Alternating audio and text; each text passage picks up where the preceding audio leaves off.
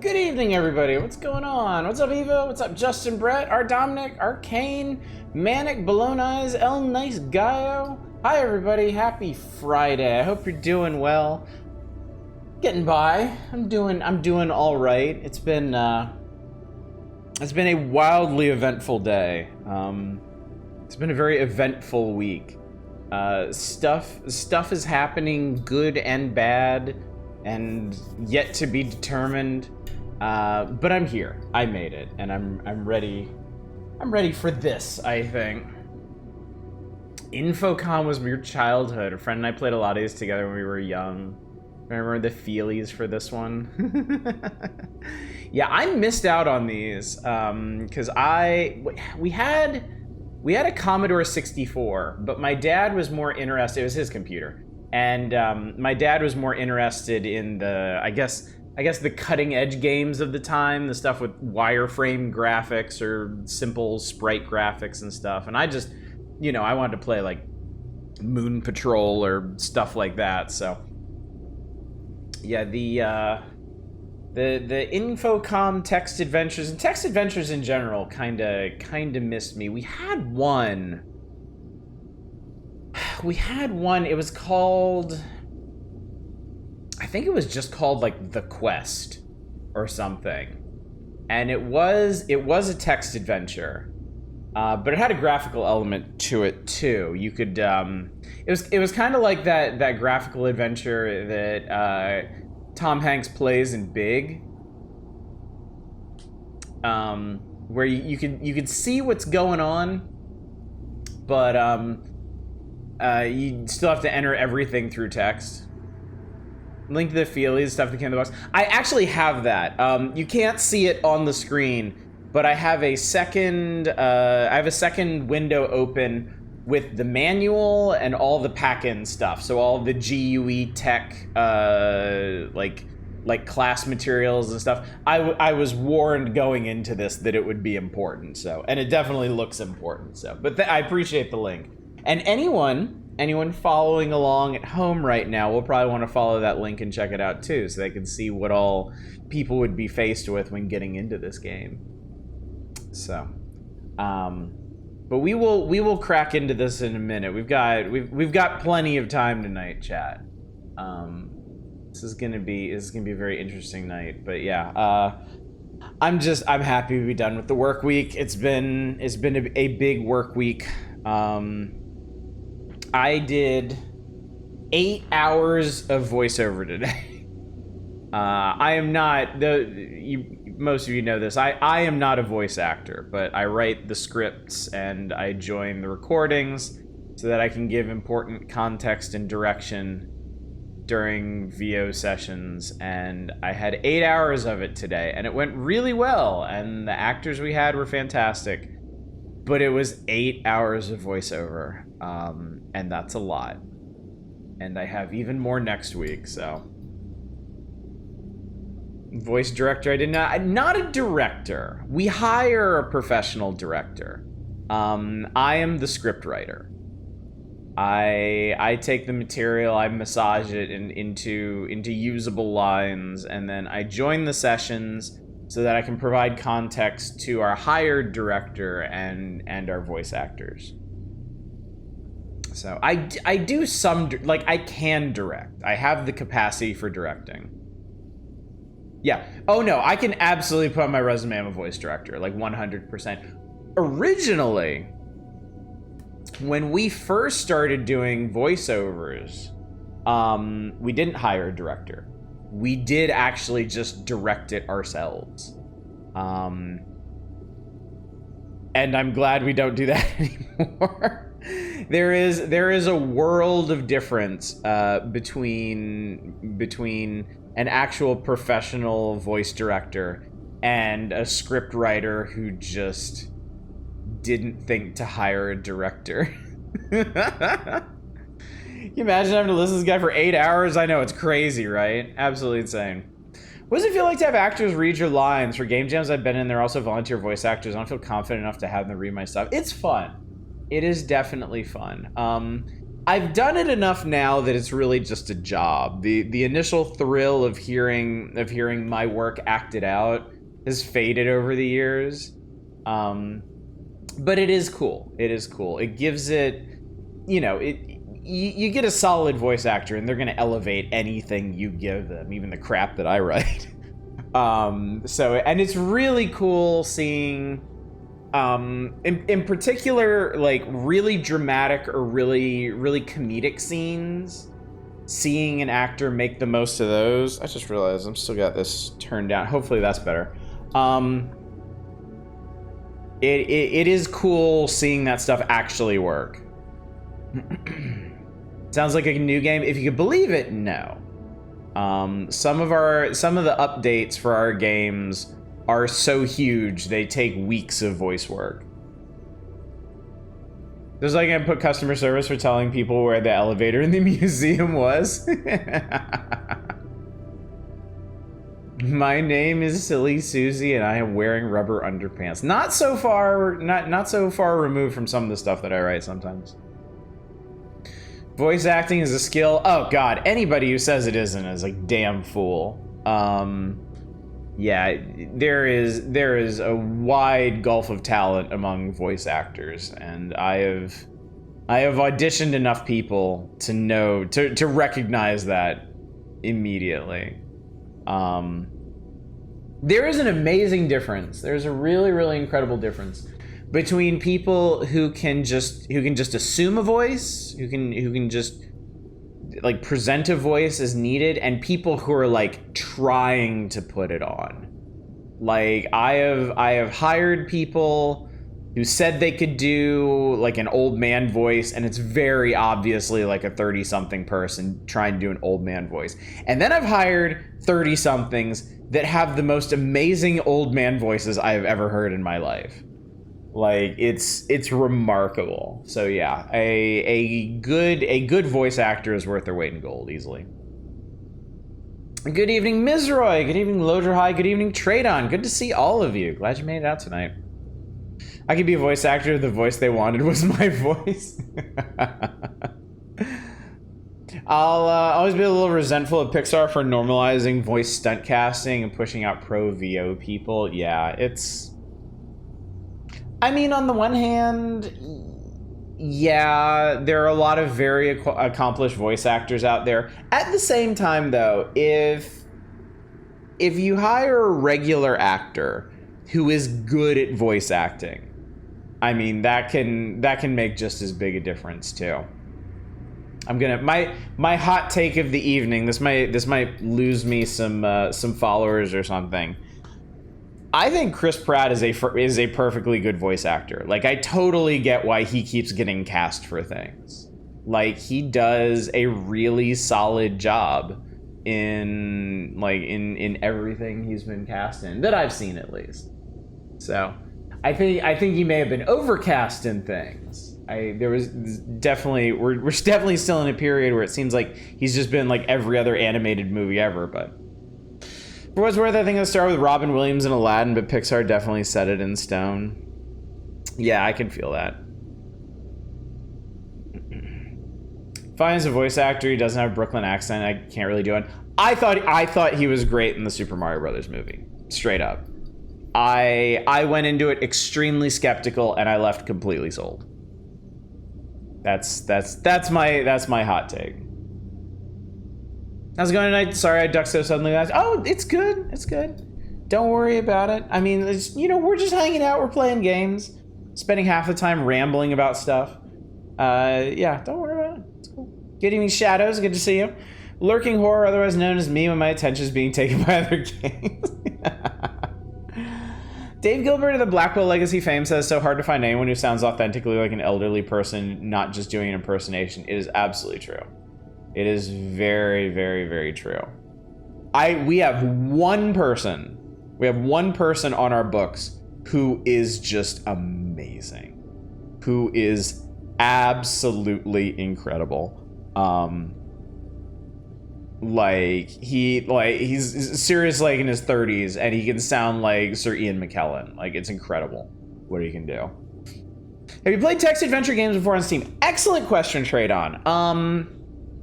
Short answer is pretty much no. I've never played an Infocom game at all. Definitely never streamed one. Never played one in my own time. I have played Open Sorcery. I did stream Open Sorcery. That is a modern text adventure. And I also streamed some of the sequel, Open Sorcery C++. Those are, I believe, the only ones I've done. I think. I don't, yeah. I think just Open Sorcery and its sequel. So we are definitely, this is virgin territory for us. Going all the way back to the Infocom games and the really, really original crunchy text adventures. So I'm very curious about this. I'm very curious how this is gonna go. I will be entirely honest with you. I am healthily skeptical of how well this will stream, but I have been surprised and caught off guard by other things that I didn't think would stream well. So I have high hopes for tonight, certainly. I've been waiting for a text adventure from Oddish for forever. Wow, that's cool. Talked about before, I heavily want to experience Trinity with people. Beat Dragon Quest V last night. Congratulations, very nice. Debating taking a break from it before 3 comes out to prevent burnout. Playing 6 for now. Open Sorcery is very cool. I love the original Open Sorcery. C++ I couldn't really get into.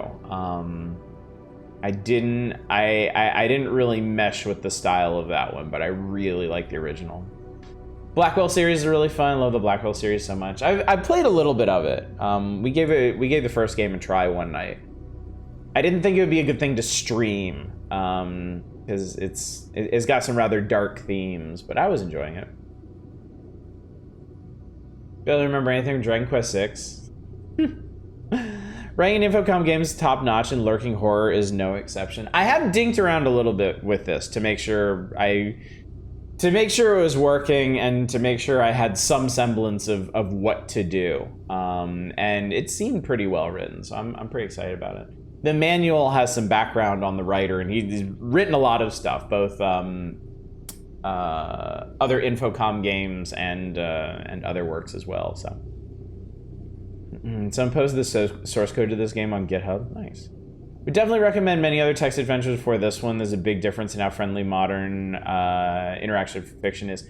Well, we're doing this specifically because of Spooktober, and I also, I didn't block out enough time for a full playthrough of this. The manual warns you this will take you several days to finish. We are not going to finish this, but we are going to spend tonight experiencing it and seeing how we like it. And I mean, this could, like so many other games, this could easily be a gateway drug to further text adventures and interactive fiction in the future. So it's good that we're doing this. I am glad that we're doing this. It always excites me to forge new roads in streaming. Really want to try Mind Forever Voyaging someday? Still the best video game title, in your opinion? One of the Infocom writers wanted to create the all-time classic mascot, Bubsy. I imagine a lot of the older guard of video game developers may have started either with Infocom games or Infocom adjacent stuff. Trinity is a text adventure. It's basically you're on a business trip to London on the eve of World War III. Moments before a nuclear bomb detonates. Door of sorts opens over a nearby lake leading to a strange world where the moments before all nuclear bomb... Oh, weird. What a weird concept. I like that. I like that a lot. Mind Forever Voyaging is one of my favorite games. Never beat it. Sucker for any game where you play a sentient machine. I think Trinity was a game Tina was trying to remember the name of months ago. Oh, no kidding. Funny how that works. Very funny how that works. Anyway, I suppose we should probably get into it before I start rambling about Satisfactory or something else. Schedule. I will give you a schedule reminder, and then we will get started. Tomorrow night, we are back to the power hours, but not quite back to the power hours. I am going to finish the Super Metroid randomizer we started last night because I am really enjoying it. But we should still have some time left in the evening after that. We should. To get back to the magazine and play some of the less inspiring Super NES games featured in it. But it'll be a good time, one way or the other. No stream on Sunday. I will not be streaming on Sunday, as I never do, and I have never done, and I never will do. On Monday, we're back to Spooktober stuff. We're going to be playing Detention on Monday, Taiwanese point-and-click horror game. Tuesday is launch day for Anthology of the Killer, so we're going to give that a try. Wednesday, we'll be starting The Dream Machine. And Wednesday will also be the litmus test for Dream Machine. We're going to be deciding whether or not y'all want to do a full playthrough of it or not. Because a full playthrough of the Dream Machine should take 4 nights total, I think. So if y'all are really enjoying it after the first night, we will keep going. If not, I will fill that time with something. Concept of Trinity has always intrigued me, and it came with Feely's help-solving game puzzles, which you can remake printouts of. Good evenings. Never ever, and you can't improve it. Indeed. Good evening, Helvete. Hi, have you already allow me a real quick yes/no question? Was Kinito Pet a recommend? Yes. Kinito Pet was a recommend. I need to curate that. I need to throw that on my Steam curator. Thank you for reminding me. I will do that tomorrow. Never finished Trinity. It weighed very heavily on me as a young person. It sounds like very heavy material, honestly. Didn't like when you had to redacted the redacted. I hate it when that happens. Hate it so much, so. Can't stick around tonight, wanted to ask before I buy. Yeah, I would definitely recommend it. And everything, honestly, everything in that bundle, Home Safety Hotline, Shipwreck 64, and Kinito Pet, all worth it. All absolutely worth it. One Infocom game that interests me where he plays a dude locked in a cryogenic freezing chamber. The ability to control different robots with different senses. One can hear but can't see. One can see but can't hear. Stuff like that. Have to use them to escape. Cool. That's Suspended. Tough game. How many... Rough ballpark. I don't need an exact number. How many Infocom text adventures are there? Like, how big of a field are we talking here? Like, how large is this library that I am just now touching upon? 40-ish? Okay. Nice. That's a lot of material. That is a lot, especially if they're all pretty big. 37 according to Wikipedia. I was yeah, somewhere above 20, technically right. The best kind of right. Have you played Home Safety Hotline and Hypnospace Outlaw? I have. I've played both. I've streamed both. You can find both of them on our YouTube channel if you're curious about those. Also, good evening. Beware the Jub Jub Bird. I really like your handle. I really, really like that one. It is both charming and cautionary. You're already looking this up. All right, chat. So anyway, we're gonna get started on the Lurking Horde. Does this have an intro to it, like in the manual? A little bit. About the Lurking Horror. Preface to the story. In the Lurking Horror, you're a student at GUE Tech. You have braved a snowstorm to get to the computer center and finish work on an assignment. But the snowstorm has turned into a raging blizzard and is trapped in a complex of buildings late at night. You are not alone, fortunately. Or perhaps... unfortunately. Friminous handle, I like that. I'm ready for this. Oh, good to hear it, Beth. Glad you're here. Good evening. So yeah, you've waited until the last minute again. This time it's the end of the term, so all the TechNet terminals in the dorm are occupied. So off you go to the old comp center. Too bad it's the worst storm of the winter, Murphy's Law, right? And you practically froze to death slogging over here in the dorm, not to mention jumping at every shadow with all the recent disappearances. Time to find a free machine, get to work, and write that 20-page paper. Welcome to the Lurking Horror, chat. I am not ready for this. Well, I'm still glad you're here, Lord Crispin. Terminal room. This is a large room crammed with computer terminals, small computers, and printers. An exit leads south. Banners, posters, and signs festoon the walls. You know we're in good hands when they use festoon in one of the opening paragraphs. Most of the tables are covered with waste paper, old pizza boxes, and empty Coke cans. There are usually a lot of people here, but tonight it's almost deserted. A really whiz-bang PC is right inside the door. Nearby is one of those ugly molded plastic chairs. Sitting at a terminal is a hacker whom you recognize. Lurking Horror's homework. I also jump my server to see Shadow the Hedgehog. You want a real retro game? Play Colossal Cave as create more PCs existed and was the inspiration for Zork. Thank you, Dave. Thank you, Dave. Your knowledge of the before times is always quite welcome. Speaking of, you really should play more Shipwreck 64. I should. I kind of thought somebody would request it for this Spooktober, but nobody did. Nobody did. All right. So anyway. We got some stuff, chat. Let's examine some things. Let's get into it. Let's examine that PC. This is a beyond state-of-the-art personal computer. It has 1024 by 1024 pixel color monitor. Holy shit. A mouse, an attached hard disk, and a local area network connection. Fortunately, one of its features is a prominent help key. It is currently turned off. I know, it's a perfectly square monitor. I'm not really sure how to respond to that. Computer powers up, then goes through a remarkably fast self-check and greets you, requesting login please. The only sound you hear is a very low hum. I wonder if I have login information here. In what y'all like calling the feelies.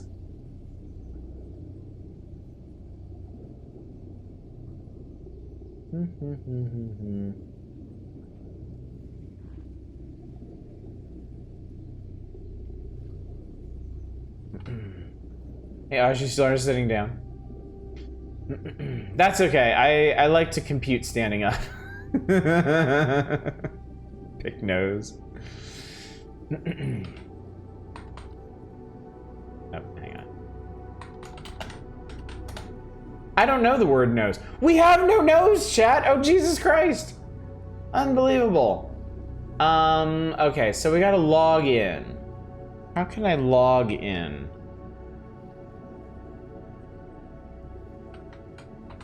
Hey, yes.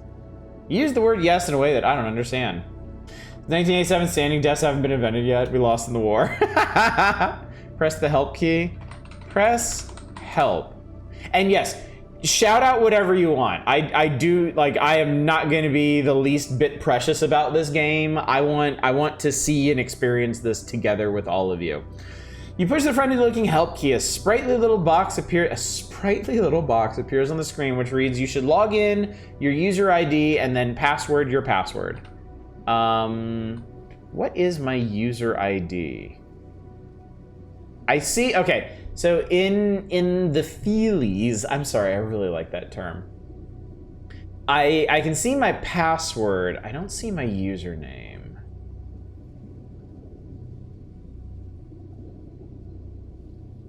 Maybe I'm looking in the wrong spot. I know my name,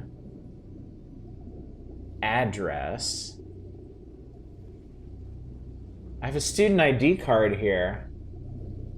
I have a barcode. I do have a student ID card. The student ID card has a 9-digit number. It might be that.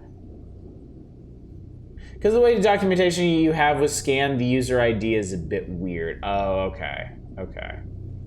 If you want to spoil this for me, feel free.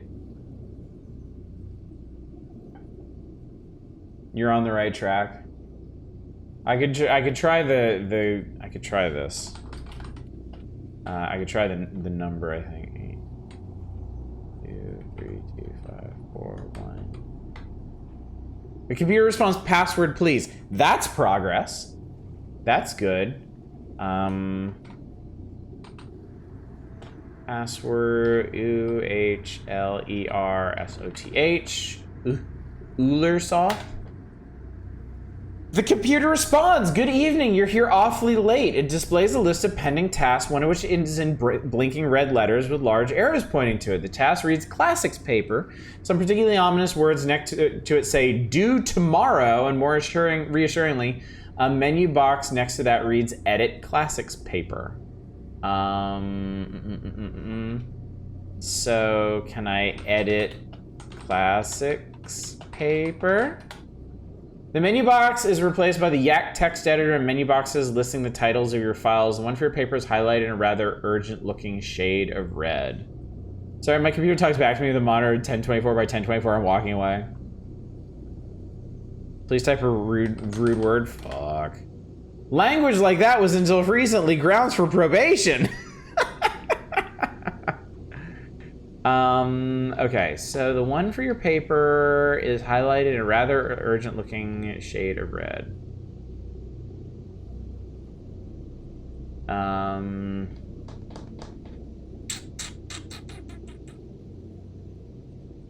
Open red paper. That's a good thought. Open red paper. How do you do that with a Yak editor? What is a Yak editor? Is there anything in here that tells me what a Yak editor is?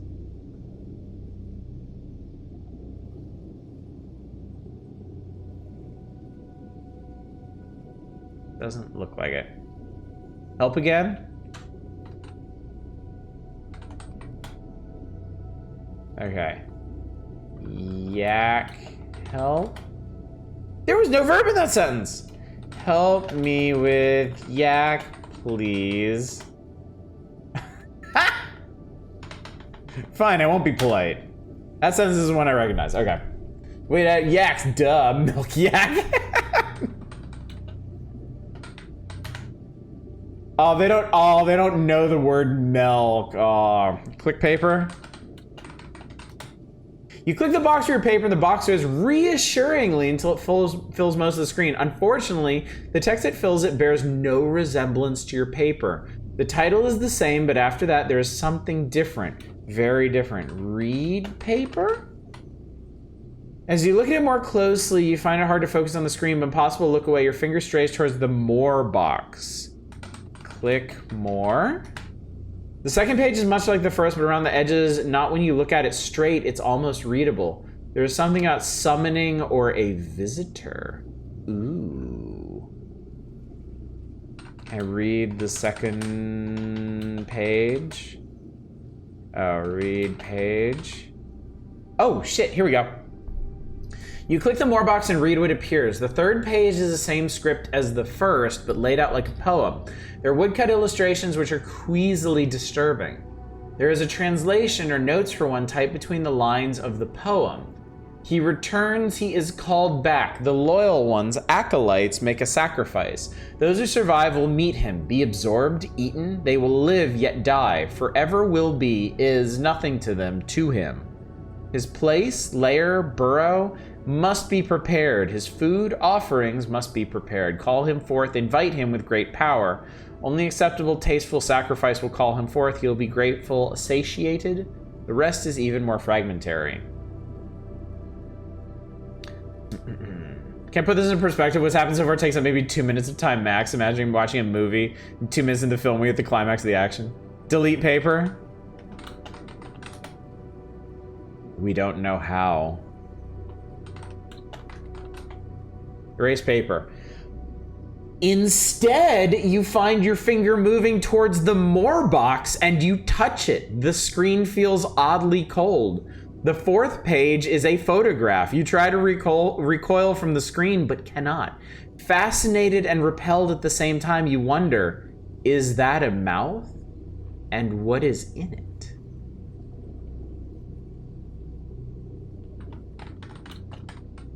Examine mouth.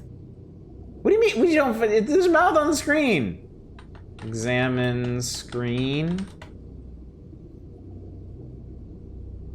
Instead, you find your finger moving towards the More box and you touch it. The screen feels oddly cold. You faint, and when you awaken, place. This is a place. Things move about on a broken, rocky surface. Harsh sounds split the air. Something sticky grabs at your feet. There is no color. Everything is drained of brightness, dull and lifeless. A path descends into a shallow bowl of black basalt. Okay, well, I'm gonna save. Okay,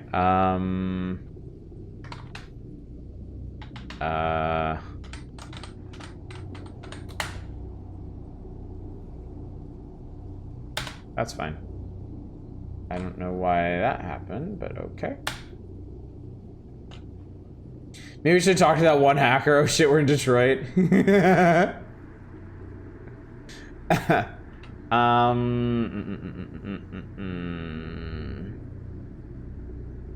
Parchment doesn't reproduce a sound file here.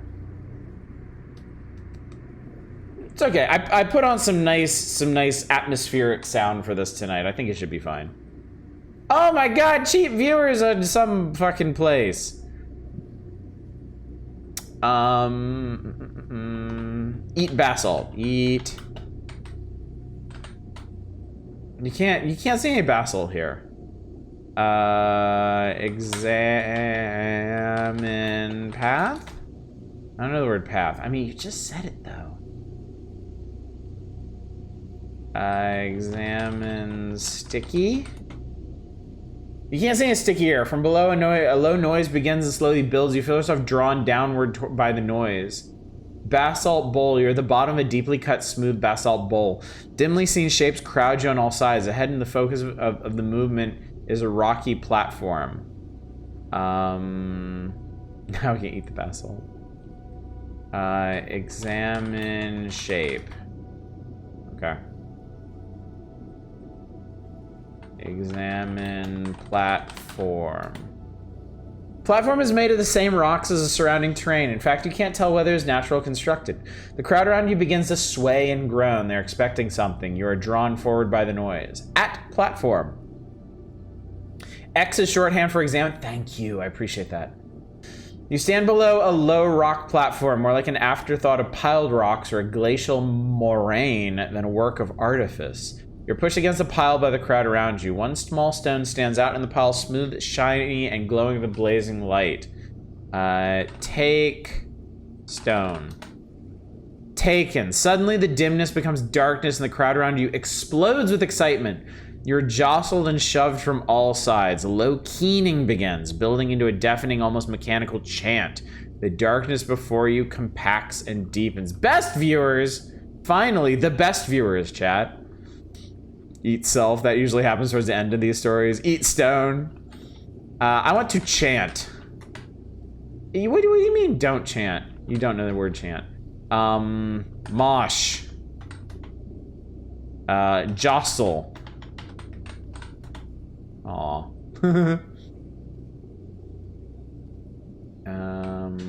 Type a different rude word. Shit. The darkness before you, now visible, is a creature. It towers over the now silent crowd. The thing jerks this way and that, spraying a foul ichor. Its palps twitch expectantly, then pound impatiently against the rock. You can feel the smooth stone vibrating in your hand. Give stone to the thing. The thing is uninterested. The thing now turns, sensing the presence of the stone. It quests almost blindly for it. Then those surrounding you thrust you forward. The thing stoops, its mandibles grasping you. You are lifted towards its gaping maw. The stench and sounds issuing from it are overwhelming, and you fall unconscious. You're awakened by the thump of your head hitting the terminal in front of you. Falling asleep over term papers. It must have been a nightmare.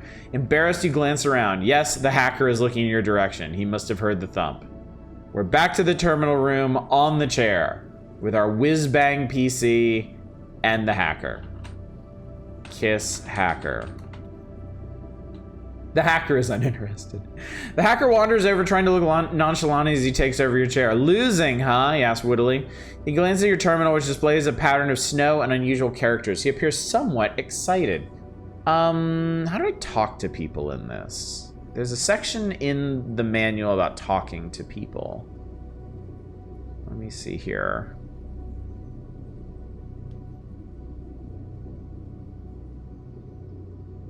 You can talk to people by typing their name, then a comma, then whatever you want to say to them.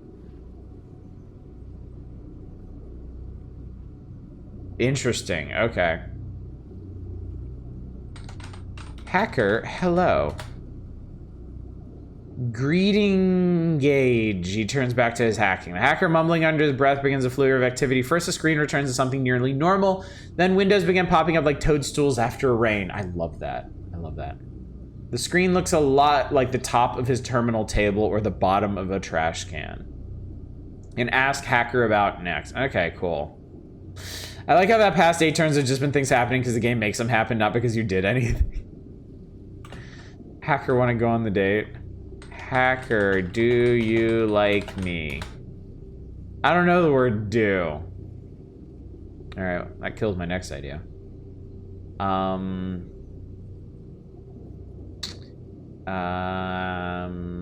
Hacker, what are you doing? Okay. Ask hacker about computer. Actually, maybe PC. Better. I'm looking at it. Be patient. This isn't some little micro. We're on a hairy OS on a hairy net. Hacker types furiously and the screen displays what looks to you like an explosion in Teletype Factory. After a while, he says, chomping file system. Your directory has gone seriously west. I fixed it.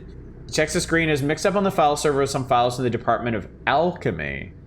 He grunts. People's names for their nodes are getting weird. This one's called Lovecraft. He pauses. Your paper's gone, though. Sorry. Maybe they could help you down there. No! Ask Heckler about paper. I'm looking at be patient. This is... Oh, yeah. He wanders back to his terminal and returns to his hacking. Fucking shit. So maybe the Department of Alchemy can help us with our paper, huh? Follow hacker. Hacker's right here. Ask hacker about alchemy. The hacker studiously ignores you, loath to admit there's something he doesn't know about. Ha ha ha ha ha. Ask hacker about Lovecraft. Wasn't he a fantasy author? I mean, broad strokes, maybe. Ask hacker about Star Wars. X me? You're wide awake and are in good health. Well, could have fooled me. Ask hacker about hacks. We don't know. Inventory. You're carrying this. Oh my god, I still have the stone.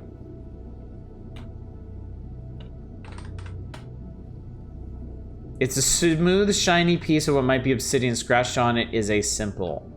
Can I examine the symbol? The symbol on close examination appears to have been carved into the smooth stone, perhaps with a claw. The symbol is like nothing you've ever seen, and yet somehow you know it has meaning. That's a calm reaction for somehow having an object from a dream. Ask hacker about stone. I've never seen one like that. Pretty tasteful, I'd say. Okay, cool. Some fucking goosebumps ship. It's really cool. Like, I gotta be honest. The game has a great hook to it. This is super cool. Assignment. Laser printed on creamy bond paper. The assignment is due tomorrow. It's from your freshman course in the classics in the modern idiom, better known as 21.014. It reads in part 20 pages on modern analogs of Xenophon's Anabasis. You're not sure whether this refers to the movie The Warriors or Alien, but this is the last assignment you need to complete in this course this term. You wonder yet again why a technical school requires you to endure this sort of stuff. Tell the hacker they cannot eat the stone, even if it does look tasty. Good evening, Chaos. All right. How is this enduring? Choose your own adventure. Goosebumps book is hilarious. One of the bad endings, you refuse to even start the plot. The book calls you too much of a dweeb. All right. Let's see. Can I examine the room? Okay, cool. Almost forgot. Room exit leads south. Okay. Let's get out of this room. We've been in, other than being transported to basalt hell, we've been in this room this entire time. Let's go south. Second floor. This is the second floor of the computer center. An elevator and call buttons are on the south side of the hallway. A large, noisy room is to the north. That's where we just came from. Stairs also lead up and down for the energetic. To the west, a corridor leads into a smaller room. What's to the west? Kitchen. This is a filthy kitchen. The exit is to the east. On the wall near a counter are a refrigerator and a microwave. Sitting on the kitchen counter is a package of Funny Bones. What's this? Package of Funny Bones, a snack food made with peanut butter and chocolate cake. Take Funny Bones. Taken. Excellent. Open refrigerator. Open the refrigerator reveals a 2-liter bottle of classic Coke and a cardboard carton. X-carton. Cardboard carton with an incomprehensible symbol scrawled on top. X symbol. Doesn't look like Chinese, English, or any other language you know. The symbol looks oddly familiar. Huh. Take carton. Take Coke. Drink Coke. Delicious! Contains caffeine, one of the 4 basic food groups. Too bad they make it with fructose these days instead of sucrose. You feel much more alert and awake now. Score. Ooh, oh yeah, open carton. Open the cardboard carton reveals Chinese food. Well, when in Rome.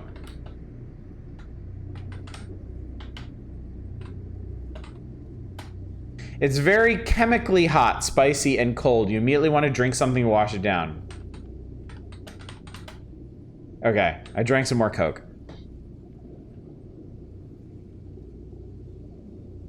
I remember having a Choose Your Own Adventure book as a kid where the protagonist's sister got sucked into an evil video game. And the book gave a particular fuck you by making it so the only good ending could only be obtained if you accidentally turned to the wrong page. What the fuck? That's so weird. I remember, I used to read a lot of Choose Your Own Adventure books, and I don't remember what series it was, but one of the books had a page that no other page led to, and it screamed at you for cheating. Like, there's no way to reach this page, you're obviously cheating, go back to where you were, you cheating cheater. Okay, anyway, I've eaten somebody's Chinese food, I've drank a delicious Coke. I'm carrying a 2-liter bottle of classic Coke, a cardboard carton, a package of Funny Bones, a smooth stone, and an assignment. Neat. Open microwave. X microwave. Microwave hangs over the kitchen counter, has more complicated controls than your PC. There's an LED readout above the controls. The microwave is off and it's open. Put stone in microwave. Done. Close microwave. Turn on microwave. Set time to 10 minutes. Set time?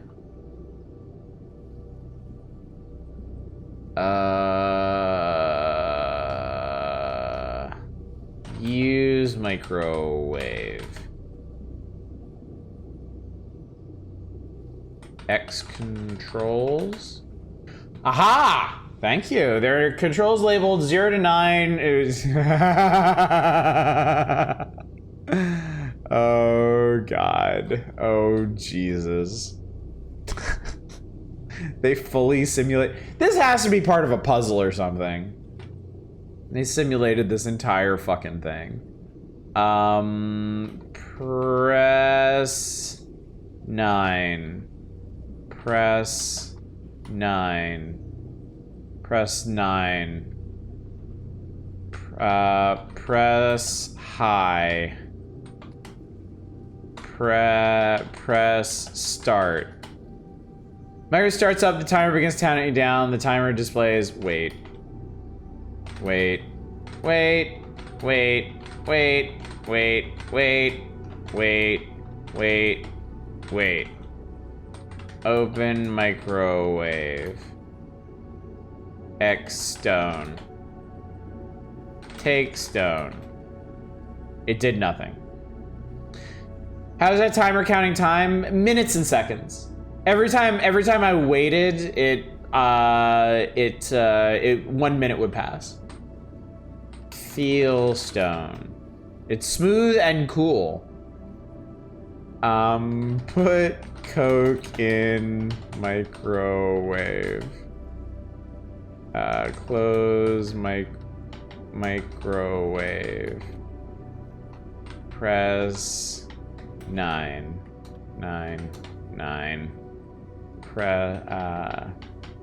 Press high. Press start. Z is short for wait, thank you.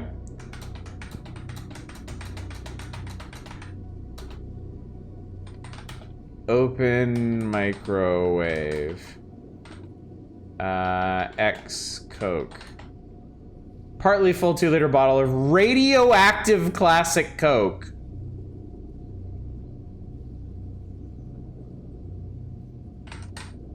Hang on.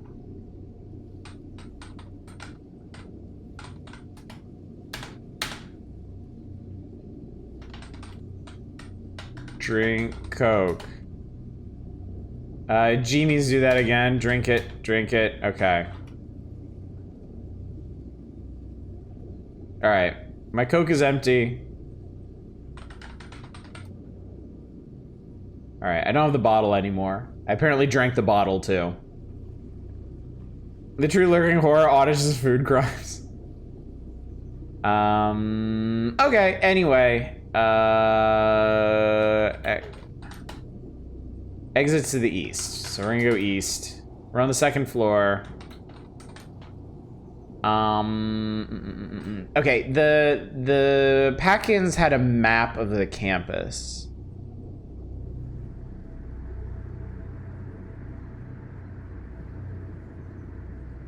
Okay, I'm gonna try going outside to see if I can get my bearings here. Oh, we're in the computer center. Okay, I know where we are. Okay. What's up, Worst Elephant? How you doing? Put in verbose to make us show the room descriptions every time you enter a room. Thank you. Verbose descriptions. Excellent. I forget if the game soft lock you. It's fine. If we get soft locked, if we actually do, we can just restart. It's fine. Everything's fine. Let's go down. Lobby of the computer center, an elevator and call buttons to the south. Stairs also lead up and down for the energetic. To the north is Smith Street. Okay, I guess we'll go north. Smith Street runs east and west along the north side of the main campus area. At the moment is an arctic wasteland of howling wind and drifting snow. On the other side of the street, barely visible, are the lidless eyes of streetlights. God, the writing in this is so good. The street hasn't been plowed, or if it has been, it did no good. Let's go. I'm gonna try going west. Impenetrable snowdrifts block the street. Can I go east? Can I go east again? No. Check bladder. Do I need to pee? No, they don't know the word do.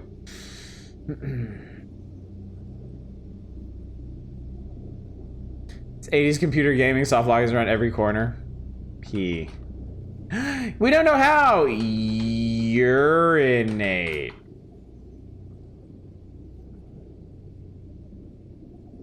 Chad, I think we're smooth like a Ken doll down there.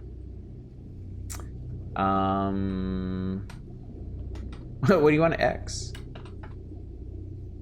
All right. I guess we gotta go back in the building. Wait a minute, hang on. You push away in the comparative warmth of a laboratory. It is pitch black?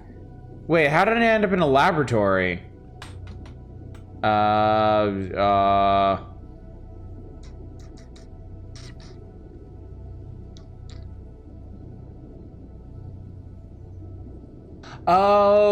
the computer center was what? Okay, I'm in the temporary building. Yeah. Okay, it is pitch black. Turn on light. You need a light source. I don't have a light source. Wait. Time passes. Listen. You hear nothing unsettling. Well, that's good, at least.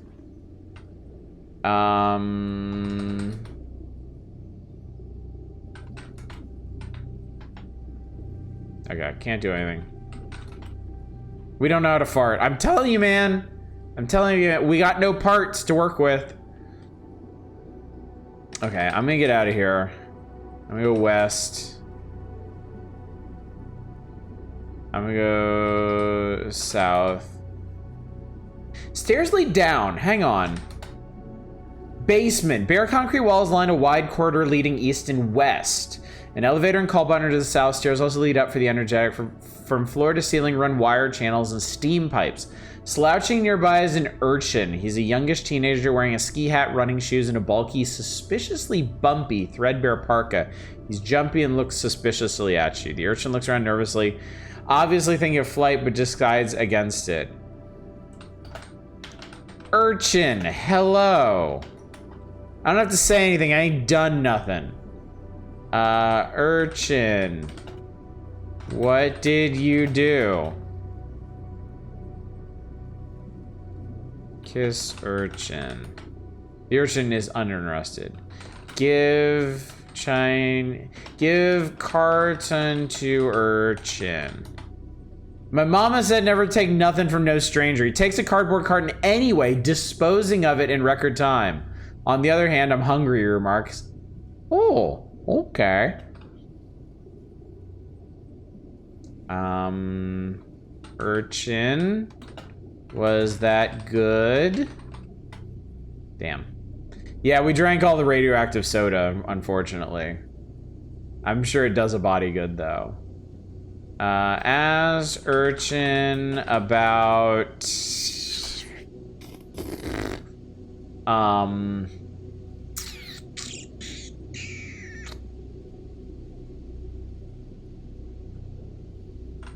weather. Ask urchin about stone. Ask urchin about symbol.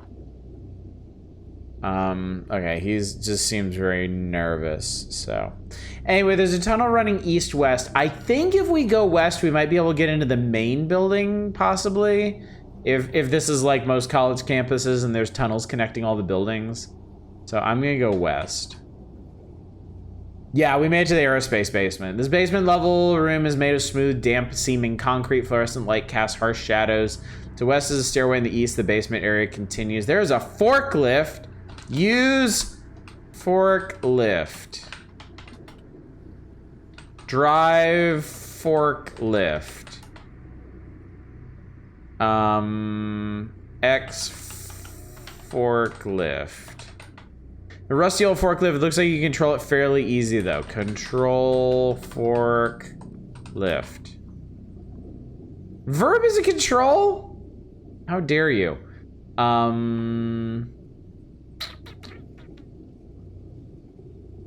X control. No. Enter forklift. You are now in the forklift.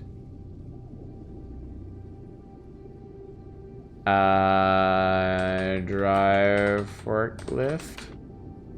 You can't go to forklift. Start forklift. Drive forklift. Which way did we go? How did we get here? We went drive forklift east.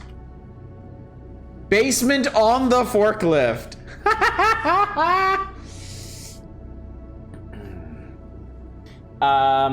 Is the urchin here? You see no missing urchins. Well, shit. Let's drive east again. Temporary basement on the forklift. During the Second World War, some temporary buildings were built to house war-related research. Naturally, these buildings, though flimsy and ugly, are still around. This is the basement of one of them. The basement extends west, a stairway leads up, and a large passage is to the east. Slouching nearby is an urchin. There's a pair of electrician's gloves and a crowbar here. Well, obviously, take gloves.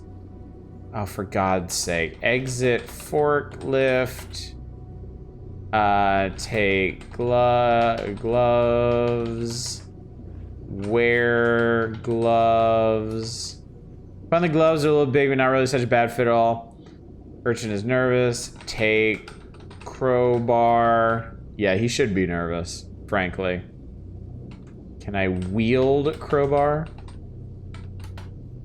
Damn. Take urchin. That would never work! Enter forklift. Hit urchin with forklift. Drive to urchin. Damn. Race for forklift. Damn. Hit forklift. How do you do that? It's pretty obvious, really. All right. We're just gonna drive east. It is pitch black. There is no path through the junk for you, much less forklift. Lift junk. Exit forklift. It's too dark to see. Drive west. Okay. Slouching nearby is an urchin. The urchin has disappeared. Alright. Drive west. Drive west. Drive west. The forklift. God damn it. Alright. Exit forklift.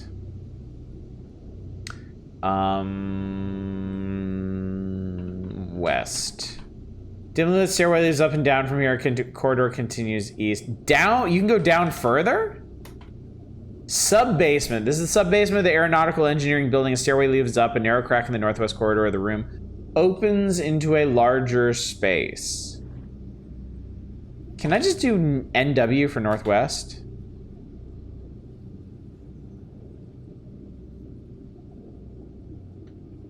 Tomb. This is a tiny, narrow, ill-fitting room. It appears to have been a leftover space from the joining of two pre-existing buildings. It is roughly coffin-shaped. The walls are covered by decades of overlaid graffiti, but there is one which is painted in huge fluorescent letters that were apparently impossible for later artists to completely deface. On the floor is a rusty access hatch locked with a huge padlock. Okay.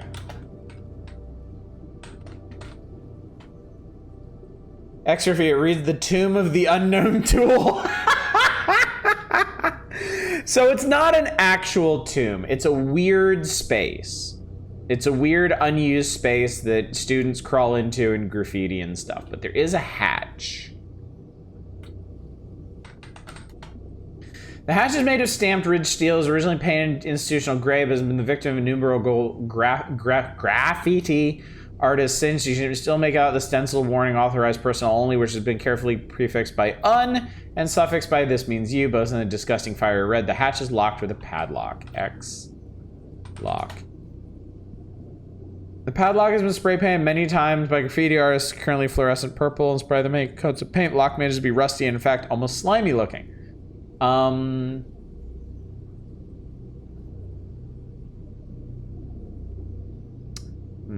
Dynamite hatch. I wonder. Open hatch with crowbar. Break lock. In spite of its present defacement, this is a good padlock. Your feeble attempts have no effect. Hit padlock with crowbar. No, not gonna work.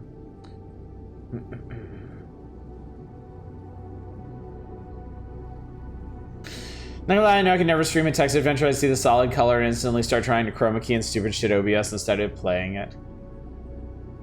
Hit self with crowbar. You miss. Now you know why few technical schools make it to the Rose Bowl. Ah. Okay. Okay. Worth it. All right.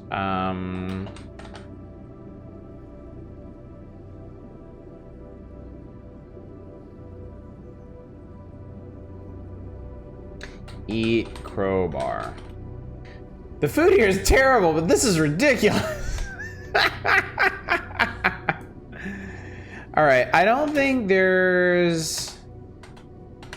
I think I have to go southeast to get out of here. Yeah, that takes me back to the sub-basement. Let's go up. Let's go up to the Aero lobby. The lobby there, an auto engineering building, stairs lead down a corridor, head south towards the main building. South. Infinite corridor. The so-called infinite corridor runs from east to west in the main campus building. This is the west end. Side corridors lead north and south, and a set of doors leads west into the howling blizzard. There's a plastic container here. There's the largest machine being operated down the hall to the east. X machine. You want to know how to get out of a room? Type exits. Thank you. I appreciate that. Can't see too clearly, but it looks like a large waxing machine. Wax self. Take care, Tradon. Thanks for coming out. Operate wax machine. Drive wax. All right, whatever, man. X container. Plain plastic container with something written on it. Read container. Frobas, magic flurwalks, and dessert topping. Take container. Open container. Eat liquid.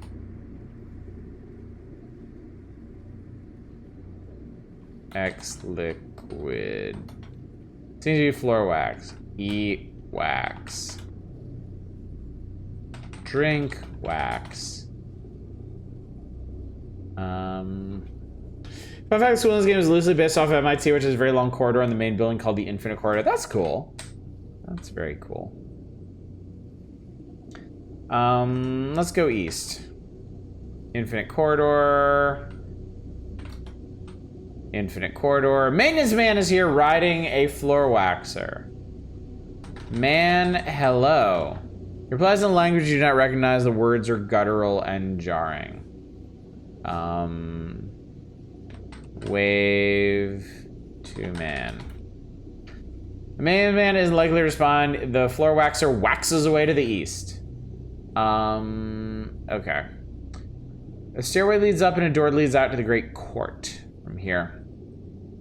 Probaz is a Zork reference, is the main brand name there. Oh, cool. Cool. Anyway, I want to keep going down here. When we get to the end of this and head south, we should be able to get to Alchemy, which is ostensibly what we're supposed to be doing. At least that's the impression that I get.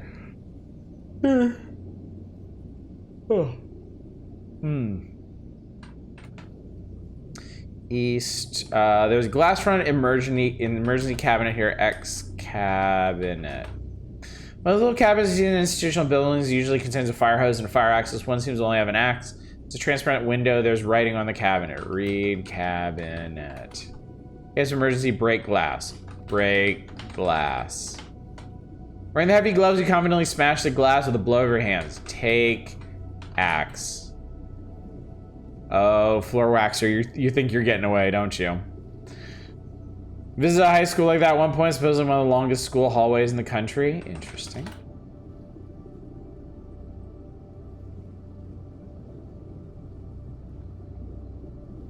What do I have right now? You're carrying a fire axe, a plastic container, a crowbar, a smooth stone, a package of funny bones, and an assignment. The plastic container contains floor wax. You're wearing a pair of electrician's gloves. We sound insane.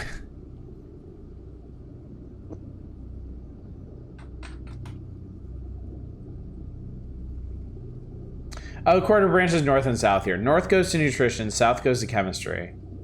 We'll go south. In Death Remover, the maintenance man steers the floor waxer into your path, blocking your advance. Kill man. You can't hurt him with your hands. Okay, hang on.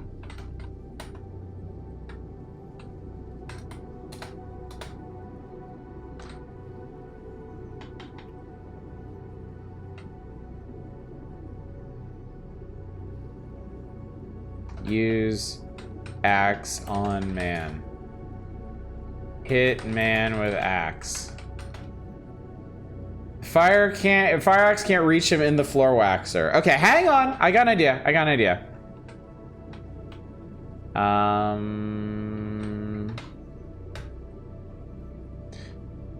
Unplug cord. You pull the power cord but won't come loose. Hit cord with axe.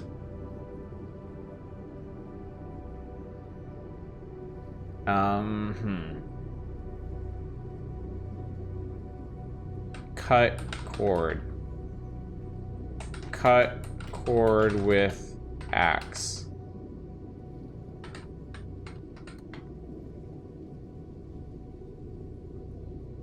Wait, where's my axe?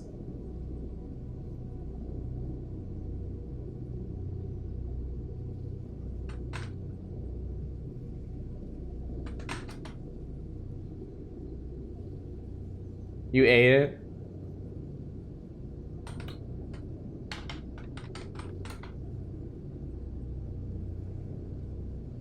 It had a transparent window, but apparently some vandal smashed it. There was writing on the cabinet. I had the axe. It's not here anymore. It's not in the cabinet. It usually contains a fire hose and a fire axe.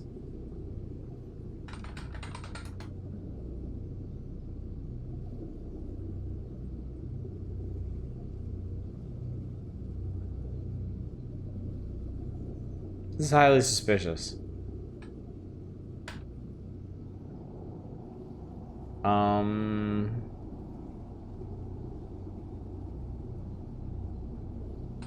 Unplug cord with crowbar. Damn.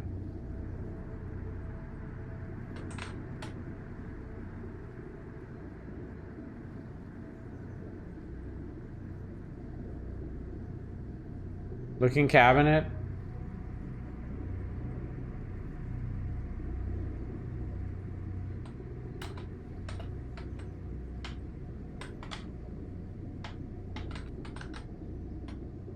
Yeah, there's nothing in there. My axe has vanished.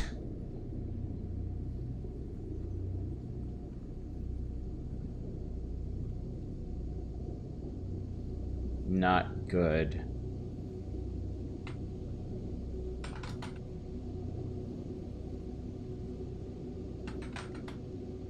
Oh, there's a fire axe here. How did we drop it? Okay.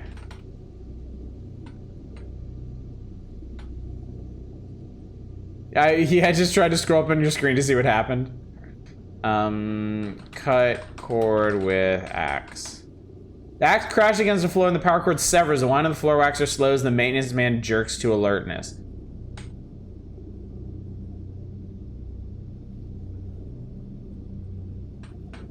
East.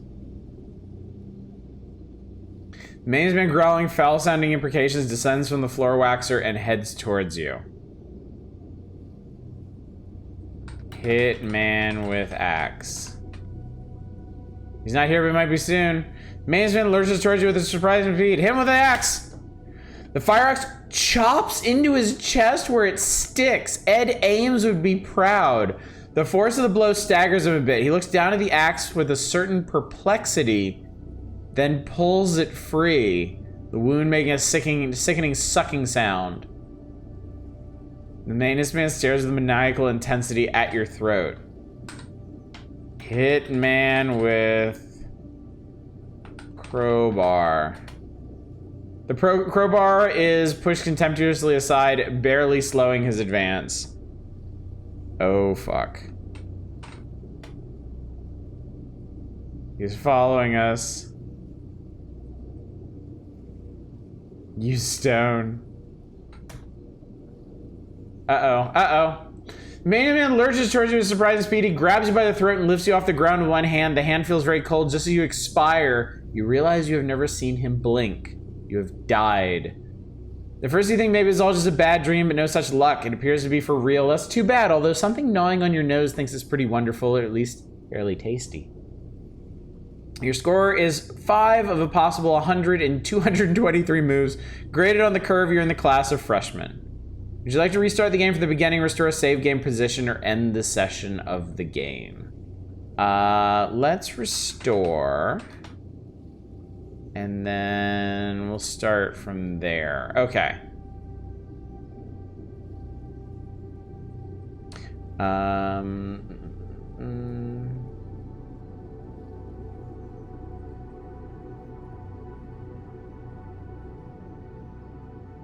Okay, so...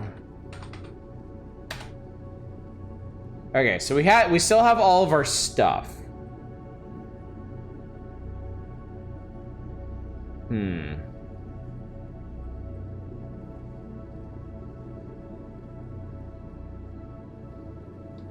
So we can stop the waxer, but then he murders us.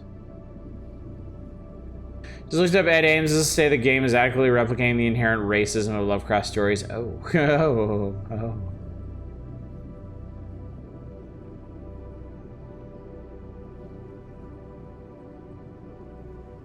I do wonder about one thing.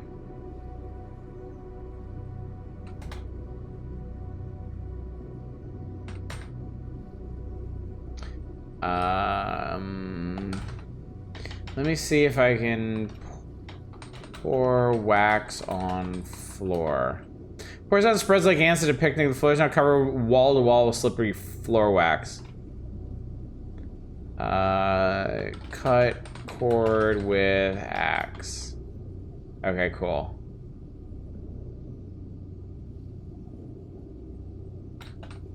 So let me take a look around again. All right, the floor here is covered with slippy, messy floor wax. All right, he is heading towards me. The hope is that he slips on the floor wax and then I can chop his head off or something.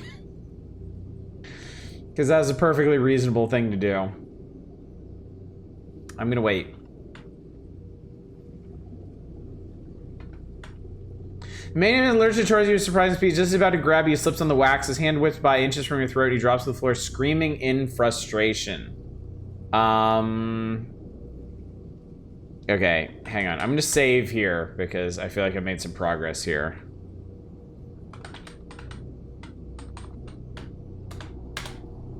Okay. Chop man head with axe. The main man continues slipping, falling, standing, and so on. It reminds you of a badly made wind-up toy. Hit man with axe. The fire axe misses by a mile as the main man slips again. Can I just leave? Can I go east or will I slip? You slip and slide on the wax. It's like walking on wet ice. You can barely keep upright, but it's worse for the maintenance man. His gait is so jerky that each time he takes a step, he falls. His persistence is impressive, but you slip literally by before he can grab you. Okay, cool. How'd you put the wax on the floor? I used the pour command. What's my... Okay, hang on. I'm gonna restore my game because I actually lost my axe by doing that. And I don't think that was necessary. Yeah. Okay. So we're gonna go east. Okay, so yeah, I got 5 more points for getting past him.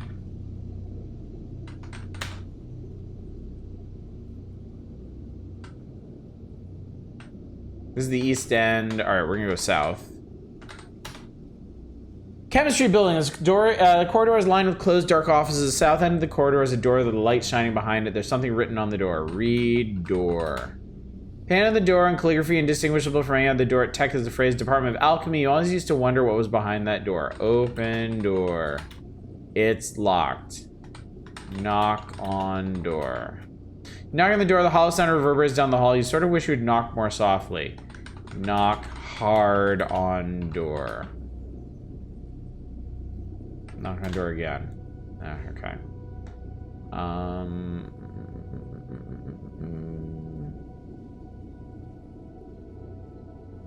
You hit door with axe. You knock on the door. The door opens partway, revealing a professorial man in a white lab coat. He smiles. Good evening. Okay. Whew. Good evening. I don't get any visitors. It's late. You're not one of my students, are you? I ushered you into the room without waiting for an answer, closing the door behind you. Department of Alchemy. His office is clinically clean, shiny, and modern. It looks like something out of a science fiction movie. A closed door to the north leads back in the corridor. An archway opens to the south. Taped to the wall to the right of the archway is a sign-up sheet. The professor is here.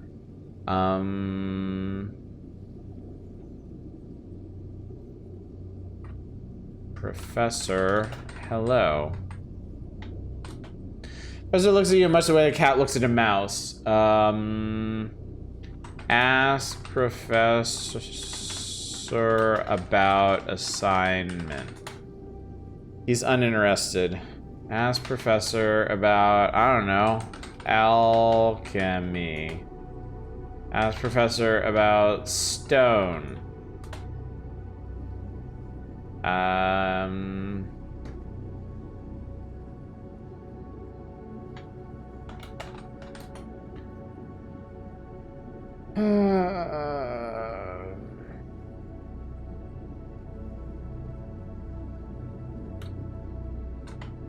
Appears to be a sign-up sheet for the lab. Strange, although a few daytime segments are used, almost all the nighttime.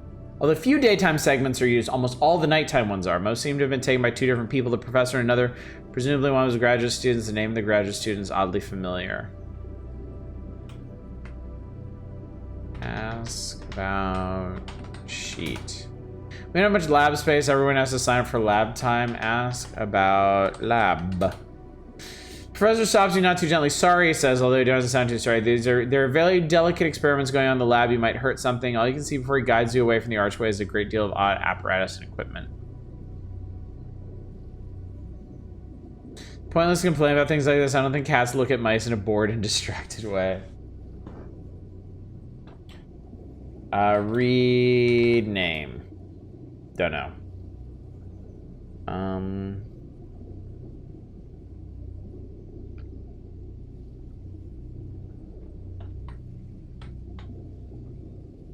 Ex-professor. The man looks like a professor wearing a white lab coat, rather stained with chemicals, and a GUE tech class ring. You watch it with ambiguously predatory air.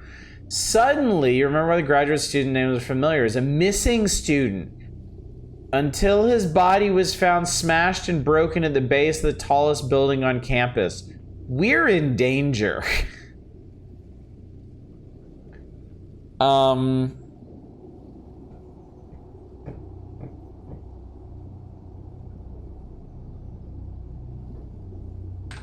Give Professor funny bones. He doesn't seem interested. Well, shit. No, inventory doesn't work. Fireaxe, plastic container, crowbar, smoke tune, packed with fine bones, and assignment. Just I will work, thank you.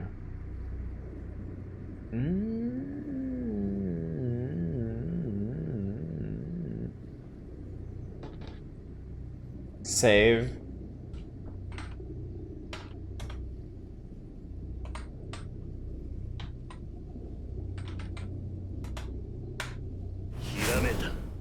Dave and Confused, thank you so much for the raid. How you doing tonight? Ask Professor about paper. I don't like your insinuations. Ask Professor about insinuations. Oh, now we don't know the word. Professor continues to gaze at you with malign intent. Hit professor with... With contemptuous ease, the professor prevents you. I'll take this, he says, just for safekeeping. Hit professor with crowbar.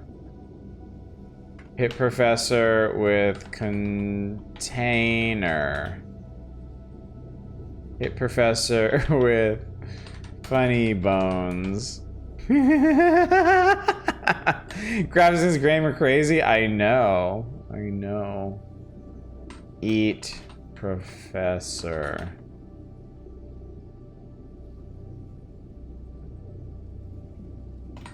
Punch professor. Hit professor.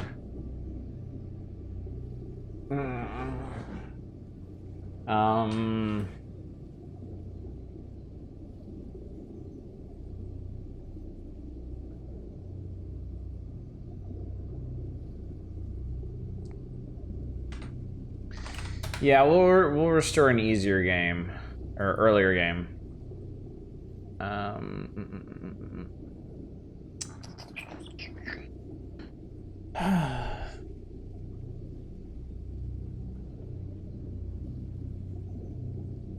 Brings us back to King Quest 1 stab hook.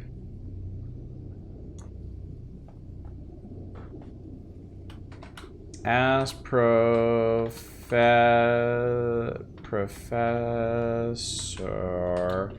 about missing student. I don't know anything about them. Tech is high pressure. Some people can't take it. Accuse professor of murder. I don't know the word accuse. You probably should.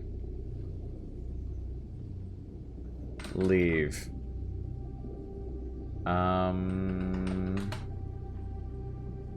What was it? Exits? What's going on in this room? Archway opens to the south.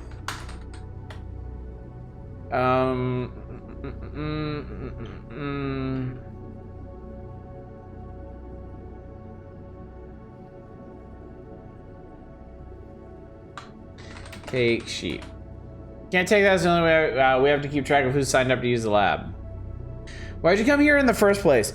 So, according to the hacker back in the computer lab, our term paper got mixed up on the server with something from the Department of Alchemy. So they suggested we go down to the Department of Alchemy and see if they could help us. I've tried asking about assignment and I've tried asking about paper, but the professor is completely uninterested. I'm not really sure what I should tell this guy.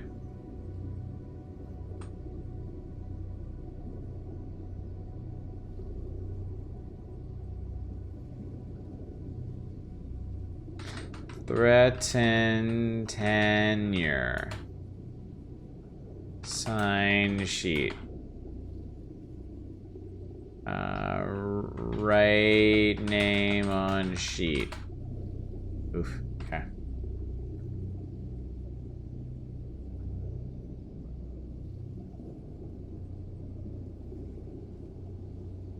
Very itchy eye.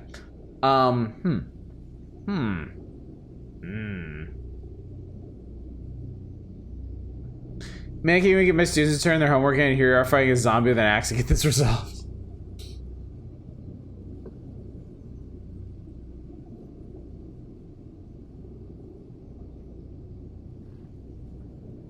Wait. Can we go north?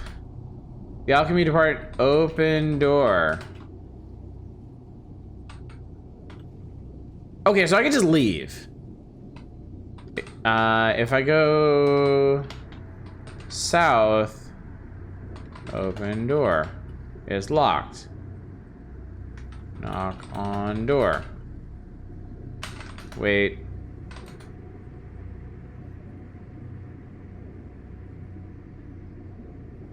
Okay, so we can get in here pretty easily, but I can also leave.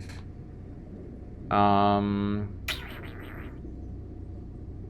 do have a walkthrough up.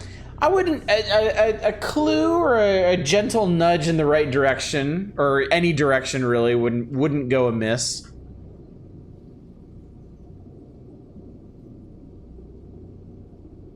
I'm guessing I shouldn't be here. I might need to go to like a different department for something to do with this guy.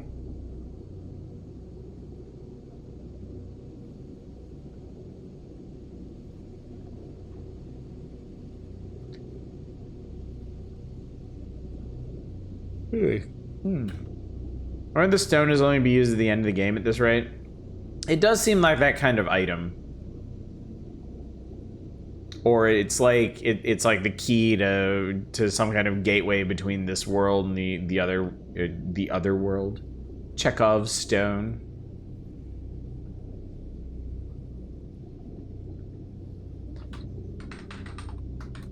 His bathroom. Piss self. Oh, we don't know the word piss.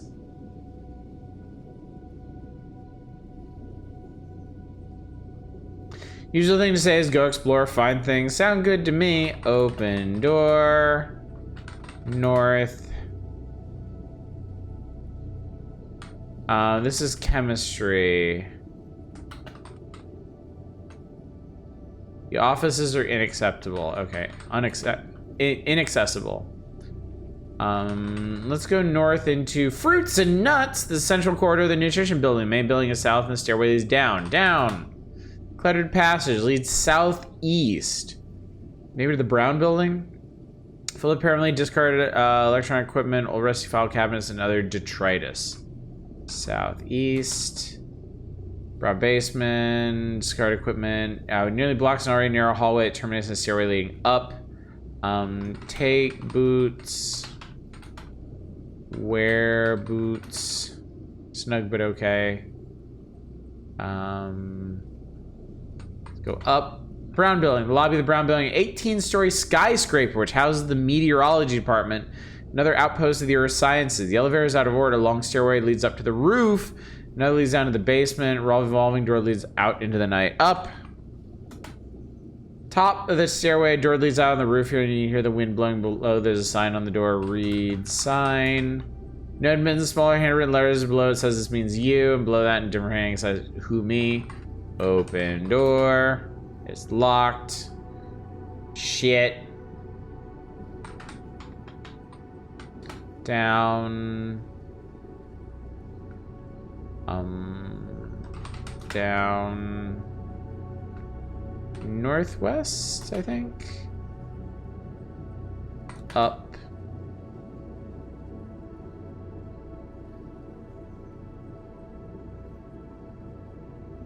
Hit door with crowbar. I've tried to use the crowbar to open other locked doors and it doesn't work. So, unless there's a specific one that I have to do.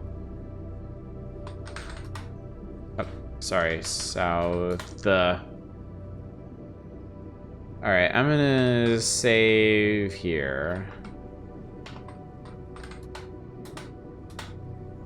We're gonna go west. The maintenance man is gone.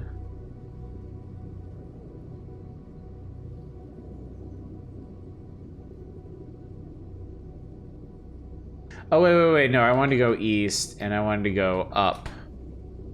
The Great Dome. Here, walkway circles the base of a huge ornate dome. Below is the infinite corridor. From stories of tech exploring trips, you recall that there is supposed to be a ladder here. On the other hand, there's a shiny rope-like thing hanging near where the ladder used to be and leading upward. X rope. Strand is wet and glistening. Ascends upward in the dome, leading to a narrow catwalk. Up. Climb rope. Oh, God. The wet stuff on the strand sticks to the gloves, but doesn't otherwise affect you. You have a little trouble climbing up to the catwalk, but grab the rail just before your strength gives out. You heave yourself up onto the catwalk. You stand up on the catwalk, catching your breath for a moment. Your eyes stray along the strand you climbed. It trails along the catwalk where it joins something large and squishy squatting at the far side.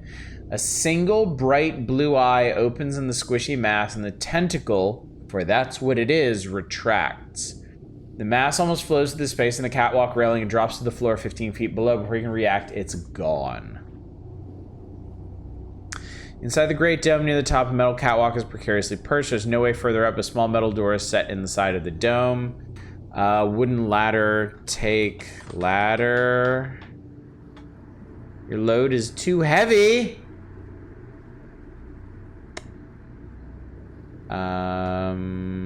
Open door. When the door freezing or blowing stone, howling wind enter and whip you.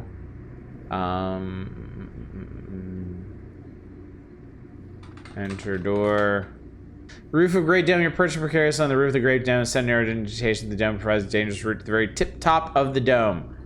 Up. You scramble up the icy surface of the dome, almost slipping a few times. You finally make it to the top. This is the very top of the Great Dome. Favorite place for tech fraternities to install cows, Volkswagen Beetles, giant birthday candles, and other bizarre objects. The top is flat, round, and about 5 feet in diameter. It's very windy, which has kept the snow from accumulating here. The only way off is down. In the exact center of the flat area is a bronze plug. Take plug. You pry the plug out of its socket, revealing a cylindrical hole about the same diameter, somewhat deeper. There's a piece of paper in the hole. Take paper. X paper. You unroll the piece of paper and read the shaky handwriting. I can no longer face what I've been doing. I can't sleep. I start at the slightest noise, and even dulling my senses with alcohol or drugs is no longer enough. I refuse to participate in what he is doing anymore. Either he is insane, or I am insane, or this is what I fear the most. The universe itself is insane. I have only one final warning. I am the only suicide, but I will not be the final death. The name signed to it is that of the Alchemy Department graduate student. Oh boy.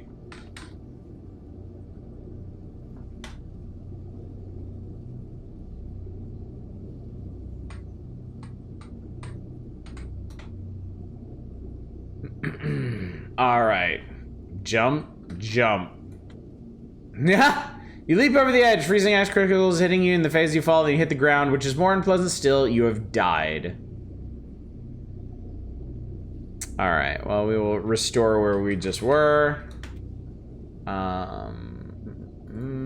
There we go. All right. So inventory-wise.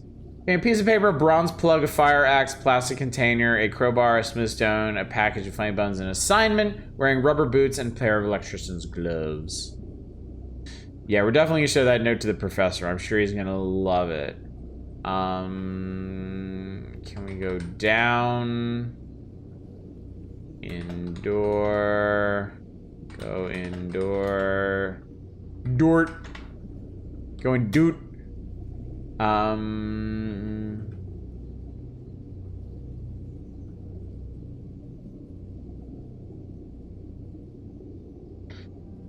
we go down? Can't go that way. Move ladder. And the wooden ladder reveals nothing. Lower ladder. Lower the ladder, the walkway below is just the right length. Climb down, down. Great. Dome.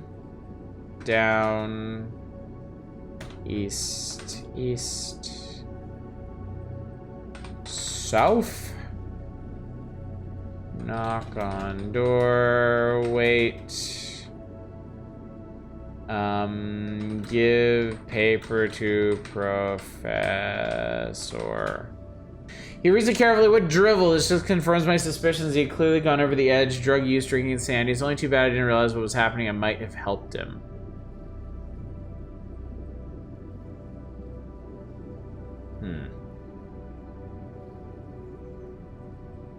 Well, that didn't really do anything, did it?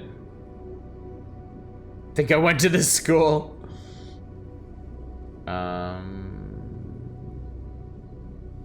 Ask about death.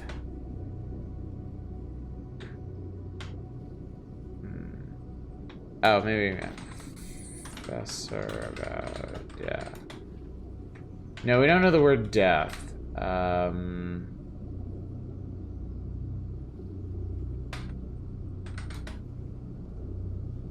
Same thing. Obviously, in that case, he knew he was going to flunk out and is clearly attempting to put the blame somewhere else.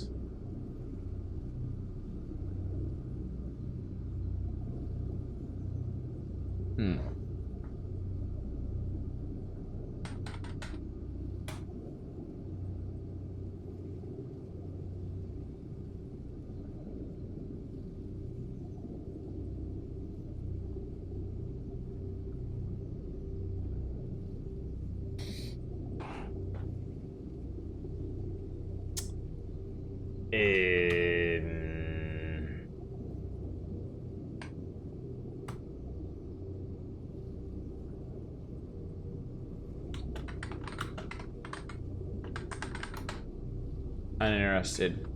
Give assignment to professor. Show assignment to professor.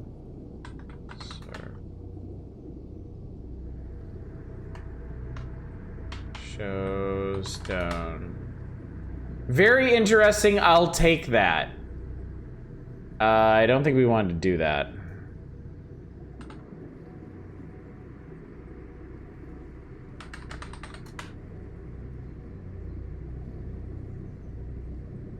Yeah, he took our stone. All right.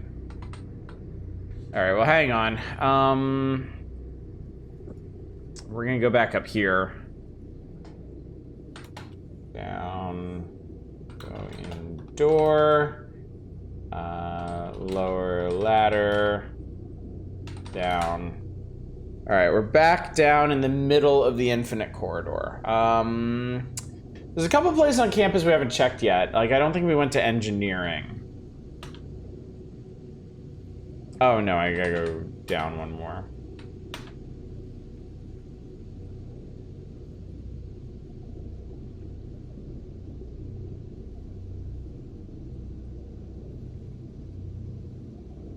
They closed and locked offices are to the north and south. Yeah, okay. And there's the west end. Let's go south. The engineering building. 2 is full of closed, locked offices. Well, that's not so interesting.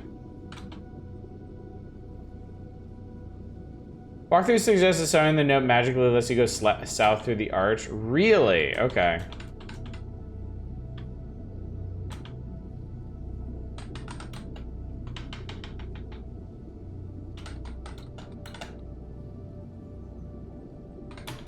Wait, all right, we're here. I'm gonna save here, so we can more easily try things.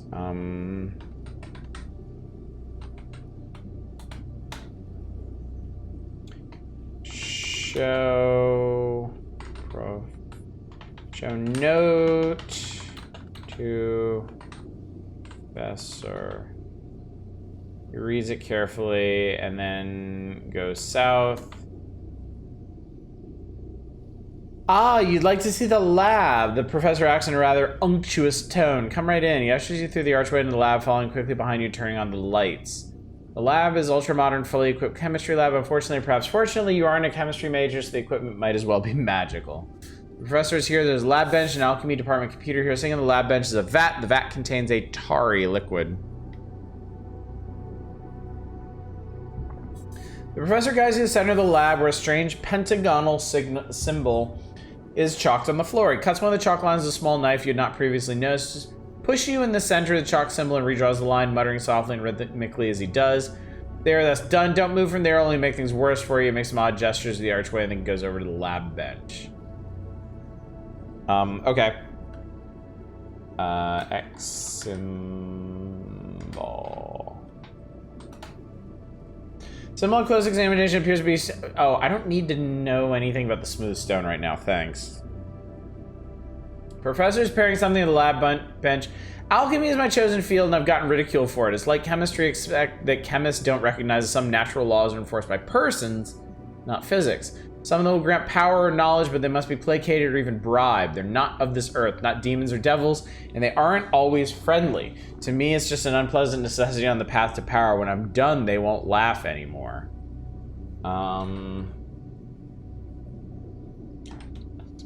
Pentagon. For want of a better word, call this a pentagram. It isn't particularly pentagonal. It's an odd shape chalked on the floor, and it's roughly pentagonal. Thanks for that. Professor enters another pentagram, begins a highly choreographed ritual. This may seem a little silly to you, but the symbology is what's important.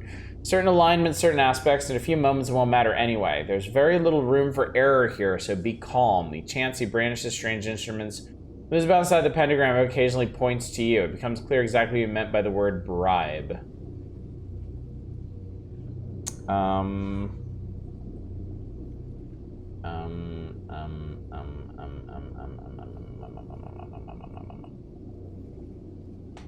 Cut.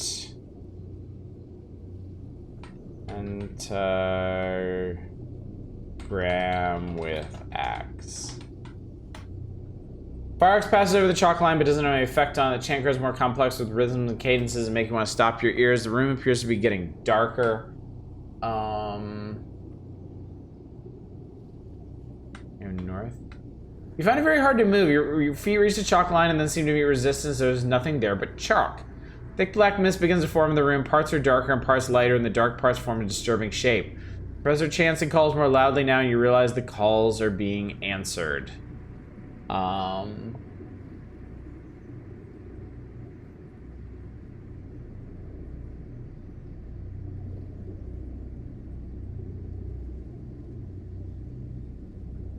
Pray. You get an empty feeling, oh my. The room is now freezing cold, though the windows are shuttered and tightly curtained. Low, bone-rattling vibrations shake the room in cadence with the chant. The black mist is growing thicker. The professor chants more rapidly, producing strange guttural noises, sounds scarcely human.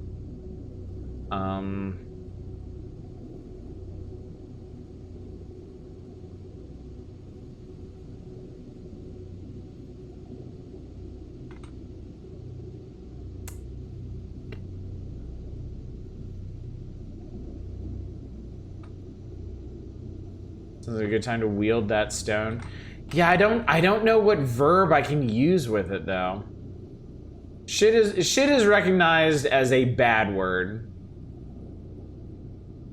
I don't think I can reach him from here. The problem is I can't leave this pentagram. What's my inventory? Bronze plug, fire axe, plastic container, crowbar, smooth stone, package of funny bones, and assignment. Black mist swirls wildly around the room and a deep bass voice gibbers out of thin air. The professor's brow drips with sweat. Hit professor with axe. Your hand won't pass over the chalk line. A thing like a tentacle with a demonic face wraps slowly around you. The room recedes into a great distance as you are pulled away. Before you die, you see what the tentacle is part of.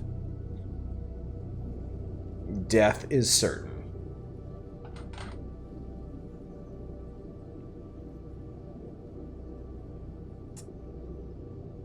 Okay, a new goal. Yeah, don't get eaten by the thing.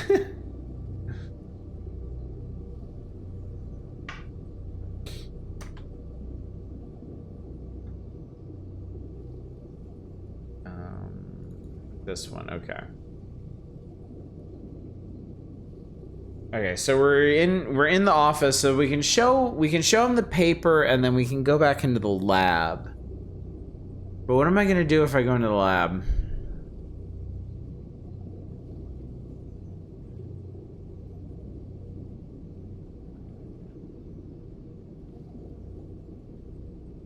Well, we might as well try some stuff.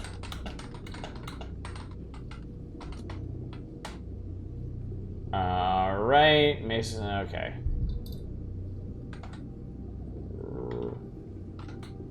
Max at professor.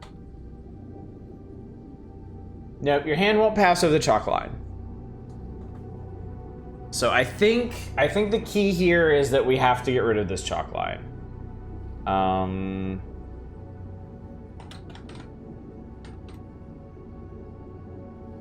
Okay, my container is empty. So I don't have any more stuff to pour on anything. I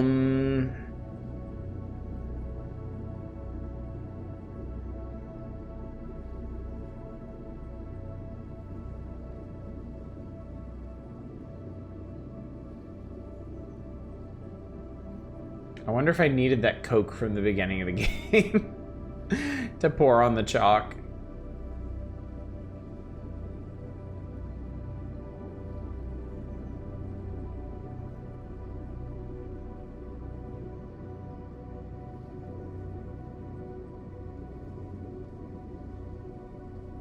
He was able to break the chalk line with a small knife.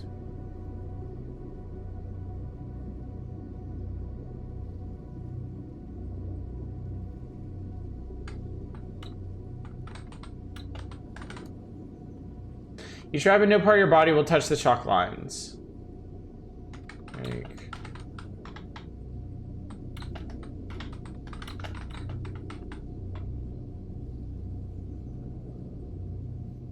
The axe passes over it, but doesn't have any effect on it.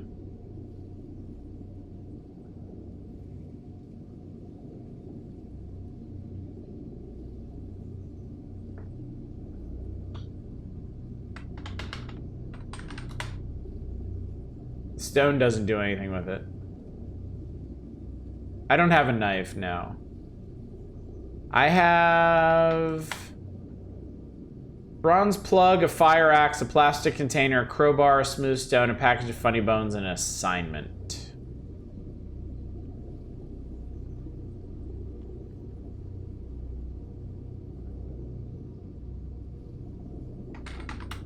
Stone at Professor. Hand won't pass over the chalk line, you die. Objects pass over the line, but they don't affect the line, is the thing. The axe also passed over the line. I have to assume the crowbar would or the container would, but they don't actually do anything.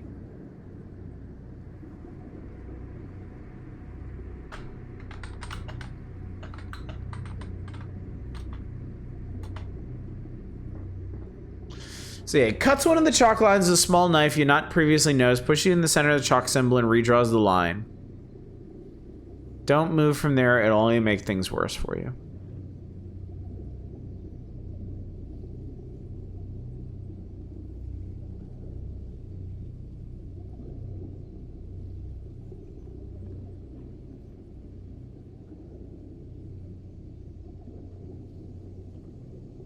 There is a liquid.